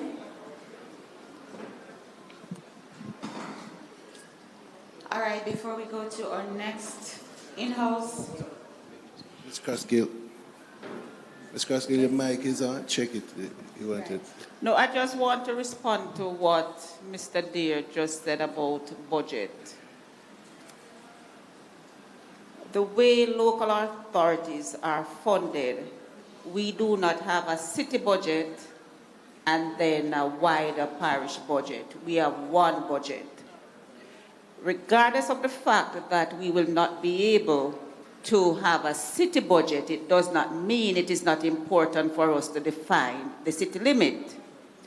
Many times when we go to look for external funding, so for example, Bloomberg or any other kind of external funding abroad, when they speak to the city, we must be able to say what is the population, what are the services, what it is that we are trying to get for the city. So regardless of the fact that Jamaica does not have that kind of budgeting framework, it is still important for us to define the city limit and to work towards having best practices within that limit. And also, when we even go to look for these funding, we are better able to say what we are doing within the city. So, no, our framework, our budgeting framework does not allow for a city budget like that. The county would have to create that through partnership with the private sector, government, and all of that. But our framework does not allow. So, for example, in America or other places where you would have, when the taxes are taken from people's salary, you have the state tax, the city tax, the federal tax, and all. It does not work like that in Jamaica. So it is one budget for the local authority, and that has to be spent in the city and the wider St. James. But it is still important for us to define the city limit. Thank you, Lady Roscoe. We'll have a quick online question, and then we go to the audience. ODP Jamaica is asking, is a document related to the plan available online? Not as yet, but as soon as we are doing the consultation now, and we will have prepared a document after the consultation circulated to get further feedback. Thank you, Mr. Manning. So that document will be prepared shortly and will be available to you online. We move to our next question. Will you kindly identify yourself and where you represent? Yes, good evening, everyone. My name is Arlene McKenzie. I am a resident of the areas, one of the areas spoken about. I also work in tourism, and I work in the cultural arts development sector. I'm very concerned. I applaud this opportunity to have this conversation. I think it's a great move. I'm very concerned as a resident of Montego Bay that we're looking at a plan that has been in place maybe 20-odd years, the GMRC, for which I was on the periphery. The zoning of Montego Bay, the city limits, and the zoning of different areas. I want to back up, go on Stephen's point and say, I'm concerned about the why, the how, the strategic way forward, the timelines, because we've had this, we've seen it. We are looking at something that's been here before. We had subgroups, the resort board, the various groups set up to implement the lights in the park. Tourism is a time-sensitive industry. And the more we sit and we talk to these plans and don't put in place the action or the strategic way forward, we're losing time. We're losing time when the park's not lit and people get attacked and Jamaica gets labeled as somewhere not safe. We're losing time when we're talking about people walking on the hip strip and you can't push a wheelchair. You're walking and there's a big post in the middle of the way. There's nowhere to say that it is safe, that it's comfortable to walk. How are we going to implement and enforce all these things while the planning is taking place? We've been waiting. Every time something comes up, it's done. The garbage trucks, very, very simple thing to wash it. We take tourism like a joke, and we are the biggest, we are the gateway. Montego Bay looks like it has been going down since I come here 30-odd years ago. And we are not putting the partnerships, and I'm not talking about the IDB or anyone else. The Restaurant Association used to look after the park in partnership. The resort board used to do things in partnership. We have to do this ourselves while we're waiting for the plan, because this can take another 20 years. How are we going to move forward? And we need to do it now before we get another designation: unsafe, unclean, insanitary, no culture, nothing happening in Montego Bay. We need to act now. Thank you, Ms. Arlene. Yeah. Yes. Ms. Arlene, looking on it, it's not that we are creating a new plan right now. We are familiar with the GMCR plan that was created, and this is, the Greater Montego Bay plan. We remember that from Arlene Dixon and what was done. It was a very good document, but therefore, what we found out, based on how it was done, we have the Town and Country Planning Authority that sets certain, in 2018, we did we have a provisional development order that was done with NEPA. We have done numerous plans, but this is also zoning in, and the importance of having this is not what we are talking about tonight, is not a 20-year plan. We're talking about something that can be gazetted once we have completed these consultations, and it is sent to the minister. The minister approves it, and it is sent to be gazetted. It is in law. And that's not, this is a this year thing that we are talking about, not next year. And what we are saying is that teamwork makes the dream work. So a lot of what you're talking about, we have the TEF and all the other entities that has to play their part. The mayor spoke about some of them. But we cannot expect that we as the municipal corporation can do it by ourselves. It would be impossible to do that. But together, we are leading and carrying out our functions as the regulators, but you and the business community have to play their part.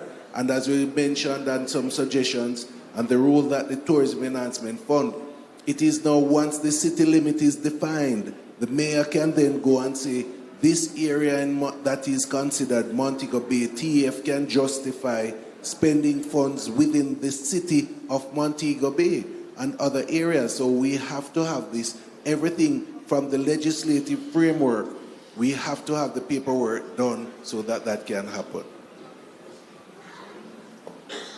Thank you so much, Mr. Manning. I hope your question was answered, Ms. McKenzie. Sir Astor, will you, Yeah, I would like to say greetings in the name of the Most High Jah, Rastafari. When I say Jah, what you say? True. I would like to say happy birthday to Bob Marley, the next hero, Bob Marley. I don't see you clapping. All right. Mr. Mayor, greetings. And to Man of Might, Hero Clark from the Hills, greetings. The hip strip, Jimmy Cliff Boulevard, needs some divine intervention. We see the shops on the boulevard have some lewd ashtrays with a Rastaman sitting in there with, it's like when children go into that store, they say, that's how the mayor, that's how, because I remember it was Mayor Davis who got that hip strip to be called Jimmy Cliff Boulevard. It's like the lewd things they have in there selling. It's like it depicts Rastafari in a negative way. And it's all based on what the mayor and the parish council allow these people to sell on the hip strip. See? I love clean that up. See? Mr. Mayor? All right. We don't want that on the hip strip because it look bad on the mayor and the entire council. So how can Montego Bay be selling this to tourists? It don't look good. See it? So happy birthday, Bob. All right. Thank you, Mr. Black.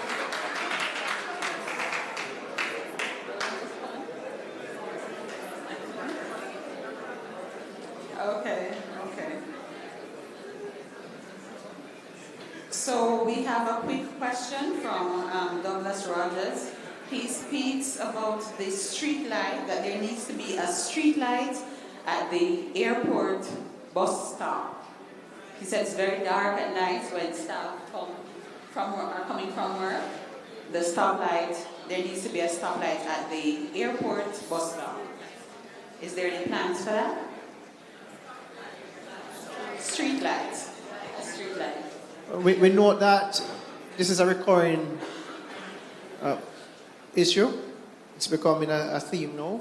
So it is something that definitely needs attention. We will take it into consideration and see how best we can work with the Jamaica Public Service Company to ensure it becomes a reality. That's the best we can say for now, because we weren't thinking about it prior to this meeting. And that is why it is important that we have meetings like this. Thank you. We'll have a question from the audience. Good evening, Can you everyone. identify yourself? I will. I am Sherry-Ann Mercy. I am Sherry-Ann Mercy, and I'm from the community of Meadows of Irwin. From the presentation, I understand the importance of doing the boundaries, and I also realize that it will impact the services offered by the corporation to the communities. The mayor just said that if you are in a community that wasn't mentioned, you should stand and give your case, and Meadows of Irwin is pretty close to Fairfield Tucker. And we do have issues with people farming in that residential area and stray animals. So I'm wondering if this community is not added, the services from the corporation probably would not be extended in this time. So I'm asking that it be considered in the boundaries. Thanks. All right, thanks for raising that so we can clear something. The restricted area is particularly what we were asking committee members to, identify their committees to be a part of the restricted area.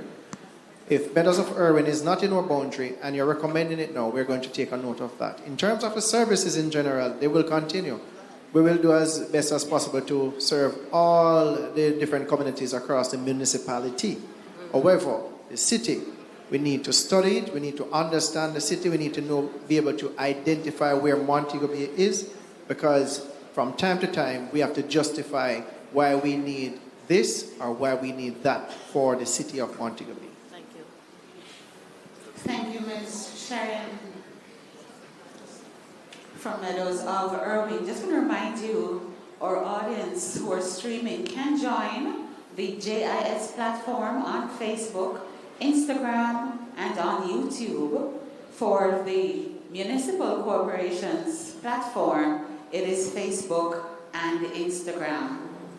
We have YouTube questions from KTG is asking, what is involved in getting a permit to keep animals, and what is the proposed cost?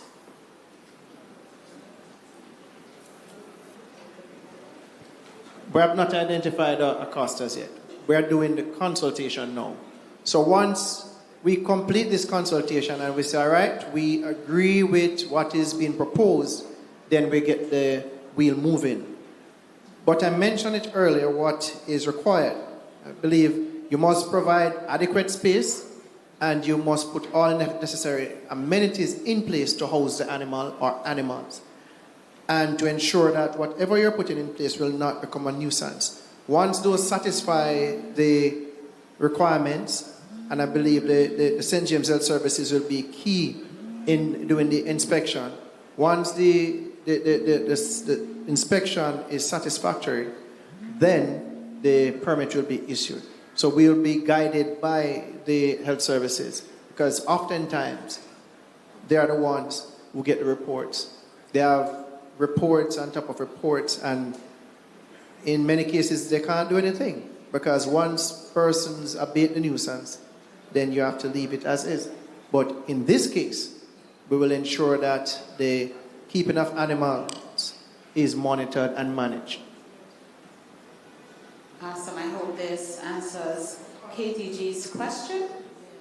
We have a question from the audience. Yes, my name is Nathan Ferguson. I'm a multilingual translator and a tour guide in the hotel industry. Montego Bay, being a tourist capital, it's very important that we look at what is happening and how the people feel and how they conduct themselves. I think the time has come for us to consider seriously to establish a body responsible for courtesy business training. A body directly responsible for that oversight and monitoring, implementing. I know that the TPD Corps might have something to do with it, but I don't think that they are concentrating on that. They might have too much on their plate. And I know what I'm talking about, because when I see what is happening in the hotel industry, it is not good. Some behavior patterns that I see emerging from time to time among people who are workers, and how it is affecting the guests. It is affecting the guests, and the guests' behavior is now becoming very negative. And, you know, I noticed that there used to be a courtesy police that used to be in the city, but I don't see them again. And I noticed that the regular police are now the ones who are dealing with the driver and the tourist workers, etc. And sometimes they do not deal with them in a way that is appropriate, respectful, and comfortable. And they do that before the very guests. And when the guests would have behave more comfortable and more calmer, the guests start to behave very, very defensive, and the behavior of the guests and the outlook changes. Also, I noticed also in the regular merchant industry that we have a lot of Chinese who operate supermarkets in our town. And sometimes I see some argument evolving, and I see customers and workers in the supermarket will talk, and they will quarrel, behave the most way, and this Chinese just stand up there, and you don't do anything to even talk to the staff and say, okay, try to be calm and try to deal with the customer, keep going. He's just there for his own business. And, you know, I'm not saying that sometimes our people does not behave out of hand, and that, you know, they need to be you know, dealt with and need to be talked to. But I sometimes wonder, when these Chinese come to do business in our city, what are they told? That they come and they just have this don't care attitude. You know, I think that there needs to be a body established to monitor the behavior of all these things take place in our city. And, you know, I know also there used to be a blue seam police part of the police force that used to deal with these things. They have been removed, and the Paris Council is now being used, Paris Council blue uniform, and they are just monitoring, collecting money. I think that they should be brought to see that the courtesy behavior that is conducted, you know, towards our people, that it is addressed properly. And also because of this, our people are becoming very, very hostile because they feel that they are not respected. When our people feel respected, they will behave them better. And I think it's time for something to be done, because it is destroying our tourist product and destroying the moral of our people in our city.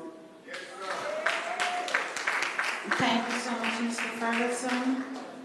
We have 2 more online questions and 2 persons standing, and then we will be going back to Mr. Manning for the way forward.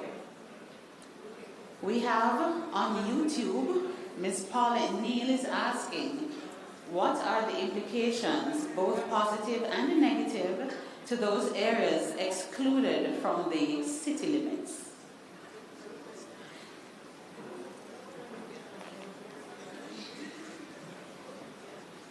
The positive implications will be that as soon as we get it right within the defined space, there will be spill-off within these areas. Best practices, as I said earlier. So for example, if now we're able to manage illegal garages within this defined area to the effect that persons are compliant, then we apply these strategies in the additional areas so as to get the same type of compliance right across the municipality. In terms of negative, I don't see where we will have any negative impact, because within these areas there are still representatives that are carrying out the mandate of the communities. We have members of parliament, and we will have the councillors remaining. We're not taking away anything from anybody. We're just declaring an area to ensure that, I repeat, we can study this area, we can provide population data, we can provide housing data, economic data, and all the necessary data that we need, to justify the spending of money and where we should spend what. So that is what we are trying to achieve. Thank you, His Worship. Ms. Neal, I hope your question was answered. We'll take a question from the audience. Will you kindly step to the microphone? Good afternoon, everyone. I am a street vendor. Speak in the microphone. Good afternoon, everyone. My name is Beverly Mowat. I sell on the street for years, and I don't like it because I have to be running from police and grabbing up my things. And I think to myself, I said, what, something can be done, like they build some small shops and rent them or sell them and you take time and pay for it. I say, I don't like it, but I have to do it. So I say, I come into the meeting, but when I came, I understand that it's not really vendors' meeting, but someone said to me, you can still say what you have to say. So that's why I'm asking, could something better be done for us? Thank you, Ms. Mowat. Okay. Micro, small, and medium-sized enterprises are our priority within the city of Montego Bay, and we have met with the Urban Development Corporation recently as we are working to develop a proper plan for the so-called Old Shoe Arcade, where we can have up to approximately 200 shops, and that will help with managing the vending within the space. So that is a plan, and we have had several meetings with the street vendors, and we call them itinerant vendors, and even other vendors such as those in the craft industry. We have met, I'm just giving this information now, several times. We probably meet every quarter to discuss plans pertaining to vending within the space. So we are putting things in place to improve your experience as a vendor, but as I also urge persons who are vending within that space, as soon as the business has grown to a certain size, they need to step up and get a different space, because there are persons who are operating there and they will tell you point blank that they're not small business operators, but they call themselves vendors. To free up spaces so that persons like you who want to carry out your small trade can go into that space and utilize it. But we're working on it, and we have the commitment from the UDC to help this project to become a reality. Okay, thanks. Thank you. His Worship, we have two more questions, one online and one from the audience. All right, Ms. Zerika from Roseville is asking, for Safe City, what plans for license plate recognition to assist in bringing sanity to the current disorder that now exists? License plate recognition.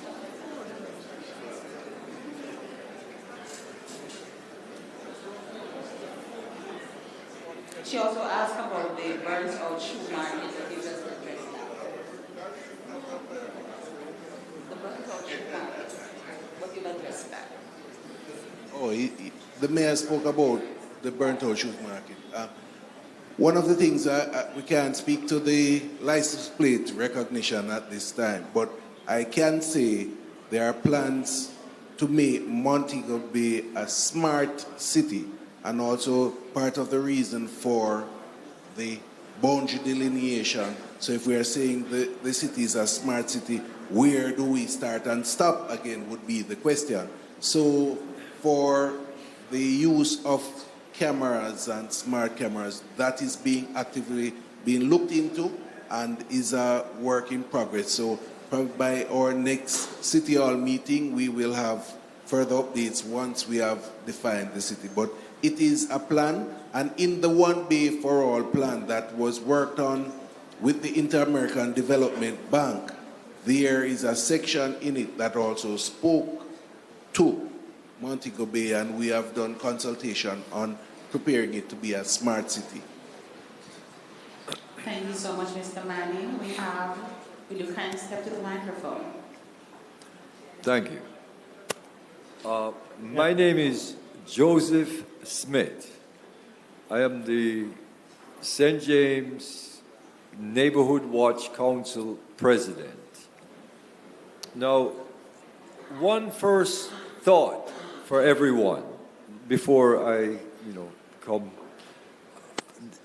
What could the citizens of Jamaica do to get everyone to stop littering in Jamaica? Can somebody come up with I leave that thought to everyone to come up with a solution.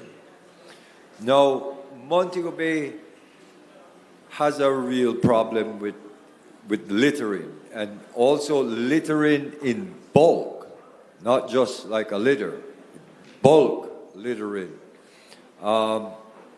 We need some skips all over. We need skips all over Montego Bay, evidently. There is a place I could walk to right now on Hart Street, right by Super Plus supermarket. The amount of garbage that's right there could fill 2 skips at times. But that's an area that needs a skip. And all over Montego Bay, they need to be garbage disposals. I think that would be a part of also helping with stopping littering. We have to provide the means for the people to dispose of the garbage, to also assist with them stop littering. So we have to provide. What can be done to get all these skips and garbage disposals all over Montego Bay? All right. Thank you. Thank you for raising that point. I know Acting Senior Superintendent wants to respond to the license plate thing, so I'm going to just answer that question, and then you can go ahead after Mr. Thomas. The distribution of bins across the city, wide-scale distribution, is a project that we're working on currently. However, we cannot formalize all these illegal dump sites. Not all the locations that persons are utilizing for litter is appropriate. So, for example, the Hard Street situation, it should not be. And a matter of fact, we did an assessment of the waste and recognized that we discovered that 80% of the waste is commercial. And that is why we asked our technical working group that we created last year to start assessing the businesses across Montego Bay to ensure that they have legal contracts with either a private waste management company or the National Solid Waste Management Authority. And we will recommence that program next week. So the persons who are carrying out their littering, there's a fine up to $1 million. So you have to take heed and comply, fall in line. I'm encouraging business operators to fall in line, because we are going to get waste management under control, and we don't have enough trucks at the moment to cover all the areas. So we have to be more responsible as citizens and as business operators. Thank you, His Worship. Mr. Smith, I hope your question was answered. Good afternoon. Well, good evening, everyone. In regards to the question regarding cameras and the use of technology, as it stands now, we have quite a bit of cameras within the city. Some cameras are equipped with that plate smart technology. However, as you know, technology becomes outdated, and there's a big push now to increase investment in the cameras right across the country. In fact, there's an assessment done for additional locations that would be off the beaten path, not just the major roadways, but some of the areas that would not necessarily have cameras there, looking at where we would have recurring crimes, etc. So we are expecting that within a short period of time, could be within the next 6 months to a year, that we'll have a significant boost in our technology within St. James. But as it stands now, it's interesting that we spoke about waste after, because some of our cameras are fiber optic based.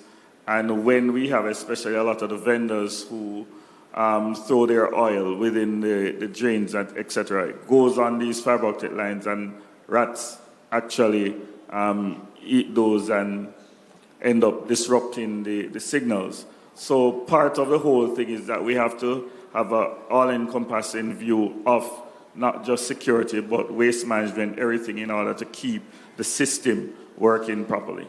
Thank you. Thank you, Mr. Samuels. All right, for your good evening. response. We have Sir Kerry Thomas. Yeah, man, good evening. All right, my two minor questions, really. All right, with the expansion of the city limits, which we know, how does that impact on our city density in terms of development and buildings, right? Are we increasing it? Are we increasing on the allowable heights of building within the city area for those developments that are taking place? And how will we look at reforming some of the other communities that exist within the city space? That's one question. And second question, Mr. Mayor, is as we move to make the city much smarter and expand city limit and focus on it, and I must commend you for this town hall meeting, are we looking to have ENT service accessible to all our citizens within this city space now? Because you know you don't have that emergency response, and I think that's one of the services as a city we should look at in putting in place to assist with the health care of the people who live within that space. And we should look at that as a city as we move towards becoming a first world country. These are services that I think is needed as one of the primary services that we should put in place as we expand our city. Thank you, Mr. Thomas. I will have the final question. All right. Good evening, everyone. Good evening. My name is Shay Sinclair, and I'm from Acts of the Holy Spirit Ministries, located on 8 King Street and 21 Love Lane. And my question is geared to Mr. Clark and Mr. Vernon. In the matter of the waste, there is a bin at the corner of Love Lane, and I don't think it's a suitable place for that bin, because the way how they dispose their garbage, if they have old furniture, if they have old fridge, then bedroom set that they don't want anymore, if the house burned down, they bring the burn material, burn zinc, you name it. And sometimes the stench and the maggage, and there is business places all over that area. You have restaurants, you have children that, you know, we're dealing with. So I am asking what can be done if that bin can be relocated somewhere else. Thank you. All right, thanks for the question. I will tell you the truth. We have been trying to relocate that skip for the longest while.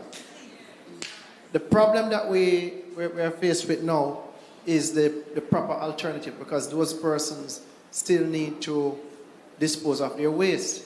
And when we started the Mobile Step Up program, that area was one of the areas that we cleared completely, but we left a skip.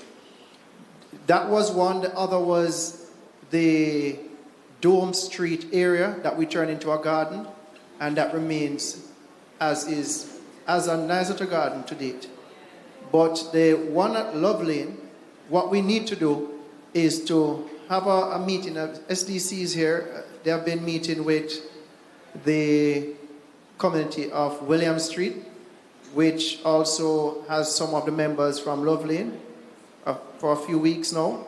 And I believe that the National Solid Waste Management Authority will have to carry out some more investigation and, assessment of the area to see how best we can find an alternative to waste disposal for that community. Once we identify that, we can take up the skip there, and the other one at North Street, because that is another unsightly area. We are very much aware of them. Sometimes they're not as easily solved as we would like to, but we're working on it. We're working on it. The matter raised by Councillor Thomas, I'm going to yield the question about density to Mr. Manning. He's a planner. But on the matter of the ENT, it is something that I mentioned earlier as well. When we're going to request an ambulance, for example, or several of them, say we're going to leverage multilateral partnerships, and we are going to ask for 2 ambulances. We have to justify why we need the ambulance. We have to say to them, we have a population of X, the demand for it is Y, and this is why we need it. And we have to provide all the baseline information to give to them. And that is simply what we are trying to do now. So the need for ENT is there, and we would really like to get up tomorrow and ensure that we have enough ambulances to supply the entire population of Montego Bay and by extension municipality of St. James, but we have to take it in strides. But that's the goal. Pertaining to smart city, before you can be a smart city, before we can have a smart city, our city must first be safe. So we have to put all the necessary mechanisms in place for safety. And I said earlier as well, safety does not mean the reduction in homicides. Safety means access to healthcare, schools, to jobs, you name it. Proper roadway, when you're moving along the sidewalk, you're not falling into ditches, you name it. Safety is all-encompassing, and that is why we have to ensure that we have a safe city. To move to a smart city, we need many different components working together. We need smart hospitals, smart police station, smart clinics, smart airport, smart all the different areas, and then we merge them to create an integrated operation center that can communicate with each other using data to provide response in swift time and to ensure that it enhances safety of the space that we have designated as a city. So it is something that we look at as a concept and that we strive towards, but we have to ensure that we get these baselines in place and then we take it in strides, moving towards the better and greater Montego Bay. I believe before Ms. Lewis asks her question, this will be my last comment. I want to thank you all personally before the vote of thanks is moved for coming out this afternoon. I really appreciate it. I also want to thank the Social Development Commission for helping with mobilization of the communities and all the Citizens Association and CDCs and state agencies, department, the Chamber of Commerce, all our distinguished guests. Thank you very much for being here. It is important because many times decisions are made and persons are going to tell you that they did not hear about it, they don't know, and this is how you get to know. So thank you. Thank you, His Worship. We will now have the way forward, and Mr. Manning. Yes, and before I do so, I think Ms. Lewis is our Chief Public Health Inspector. I think she may have some valuable information and may not only be a question. So go ahead, Ms. Lewis. Thank you. Good evening, everyone. Good evening, Ms. All right, just to add some teeth to the animal rearing situation in the parish or in the confines of the city, the Public Health Nuisance Regulation of 1995 explicitly denotes two nuisances about the keeping of animals. Animals that are kept in insanitary condition is a nuisance, and we are seeing where persons fail to accept the fact that a dead animal belongs to them. So the carcass of a dead animal that is not disposed of or destroyed within 24 hours of that animal dying is a nuisance under the Public Health Nuisance Regulation, and as a fine of up to $1 million or 12 months in prison. So, Your Worship, as the local Board of Health chairman, I believe you should consider this in your plan for the city. One concern that we have at the Public Health Services is the nightlife activity of persons. The public conveniences close off at certain time of the day, and we're getting complaints about odor, and that this is from body excrements. We have also in the city, certain sections of the city are so named, right? I might say we have piss lane in some sections of the city. So what are the plans to execute deterrence in persons defecating and urinating in our city space?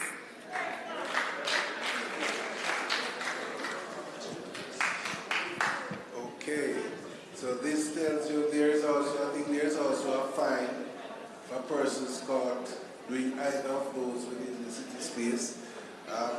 And this is also the importance of having a smart city, because where we aim to go is that when we have the cameras present through the city, where this is seen, you're also recorded and can be published.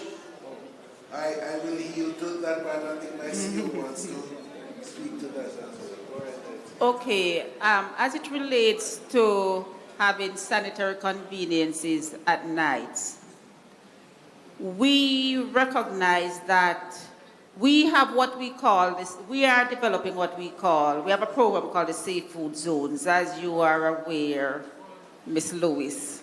And under the Safe Food Zones, we are looking at the bathroom facilities, having more bathroom facilities and also having them open at nights. So that is part of the program that we are working on at the council at the moment. Yeah, man, I can give her a round of applause. All right, so it is my time to bring this event to a close and let us all know what is our way forward.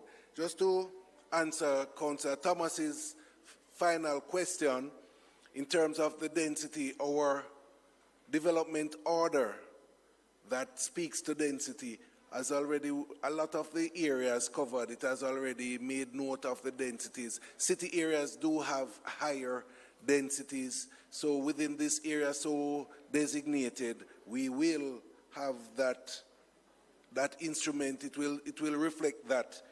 Land use is also reflected within the city space. So both of your points, that it is reflected in the legal instrument, which is the development order. Now, benefits. Looking on all of that, what you have heard, I think you have gotten more than a mouthful. Would you agree? Come on, man, would you agree? All right, you will hear more, as I would say, the municipal corporation, we had mentioned this point, but we will be embarking on our local sustainable development plan for the parish of St. James. And that will also include detailed study of the city of Montego Bay. To that effect, we have started by employing a project manager for the preparation of the local sustainable development plan. We have also employed a spatial planner, and they are both on board already, and we are looking to employ another long-range planner. So that person will come on by the month of March. So for the new financial year, we will be having a lot more of these town hall meetings and community meetings all across the parish of St. James and within the city limits. So don't think that this is just a one-off situation. We'll be having more of these. Would you like that? Come on, you don't sound like you want it at all. All right. So in wrapping up, just to reiterate some of the benefits of having these infrastructure in place. So we speak about better availability of infrastructure and utilities such as water, electricity, better waste management, so that our solid waste and team can know how to better manage the spaces within the city some more.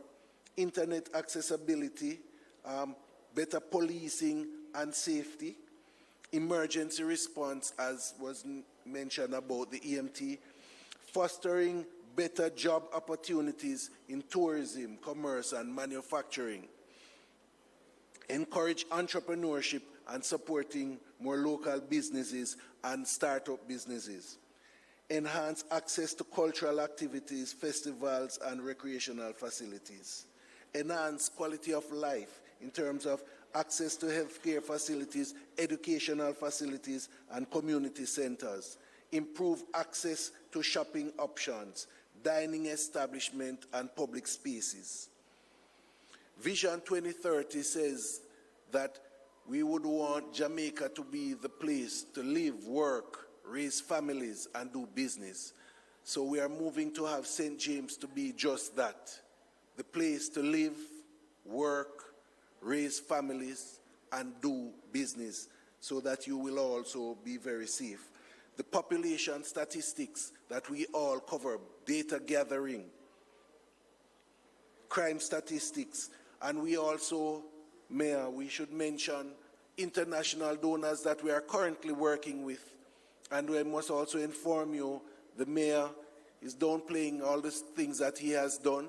We have to date received upwards of $100,000 from the Bloomberg project for our, what's it called, Mayor? Youth Climate Action Agenda. Give him a round of applause, please. This, we have been, Montego Bay has been credited for this, so much so that what we have done in this last year with this project, we started out getting $50,000. And when they came and saw what we did and the projects, there was a school, an area community group in Rosemount Gardens that created a playhouse out of recycling materials, plastics and old tires. They were so impressed when they came here, when the representatives went back and saw what was being done in Montego Bay. They not only increased the funds allotted to Montego Bay, but also informed the other cities across the world that the standard that has been set and how we distributed it in Jamaica, that's the standard being used across the world. So this is not just a talk shop. The reasons for what we are saying and establishing the city limit is to also get more benefits for the city of Montego Bay and for St. James. Another project within the city of Montego Bay is the reduction of marine plastics, which is being carried out through UN Habitat and the government of Colombia and the government of Panama, which the city of Montego Bay and Kingston are a part of. And it is being led for Montego Bay through the Municipal Corporation of St. James. With that, we are accessing over $500,000 towards reducing marine plastics. So all of the plastics coming up with solutions to reduce the plastic that goes out into our ocean, to protect our beaches and our waterways and our marine life, and to make sure that our quality of life continues and increase. Is that a good thing? So the importance of public health was raised, the importance of safety on the hip strip, the importance of our tourism product is also very important, the importance of safety and security, and also public's responsibility, the responsibility of you as a citizen in how you carry out and dispose of your plastics and dispose of your waste to make the work of the municipality even a little bit easier. We won't say easy because it's never easy for us. So make it easy. So where do we go from here with all the information and your comments? Feel free to send in your comments to us. Come in to us at the Municipal Corporation. You have our contact data. You have our online platform. We are available to capture and take all of the information that you have given us. Once we have compiled all of that and refined the boundary, then the resolution will go back to the council meeting at the St. James Municipal Corporation.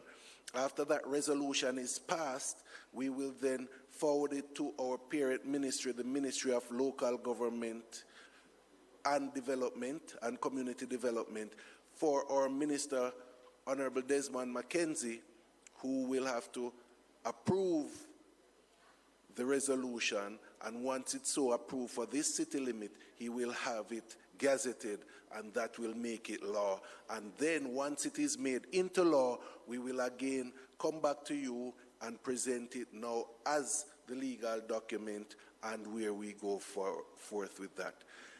Ladies and gentlemen, our esteemed guests, we thank you for coming out and being such a wonderful audience. Give yourselves a round of applause.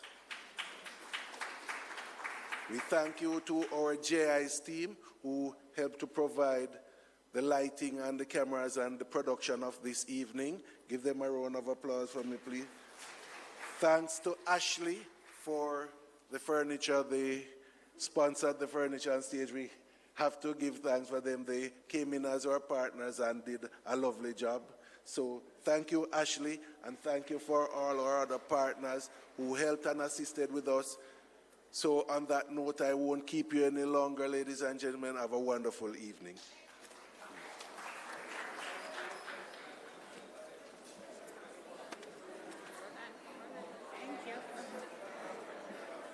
We'll stand for the national anthem.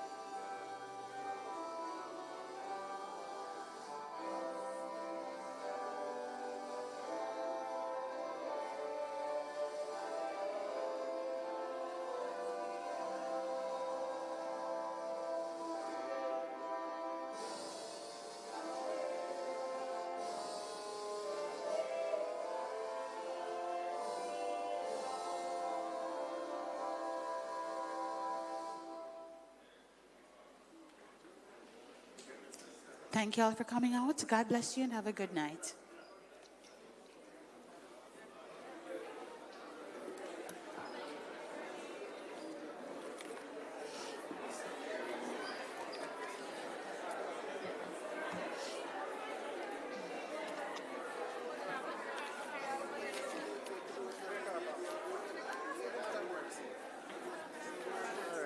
Okay, sir. No problem.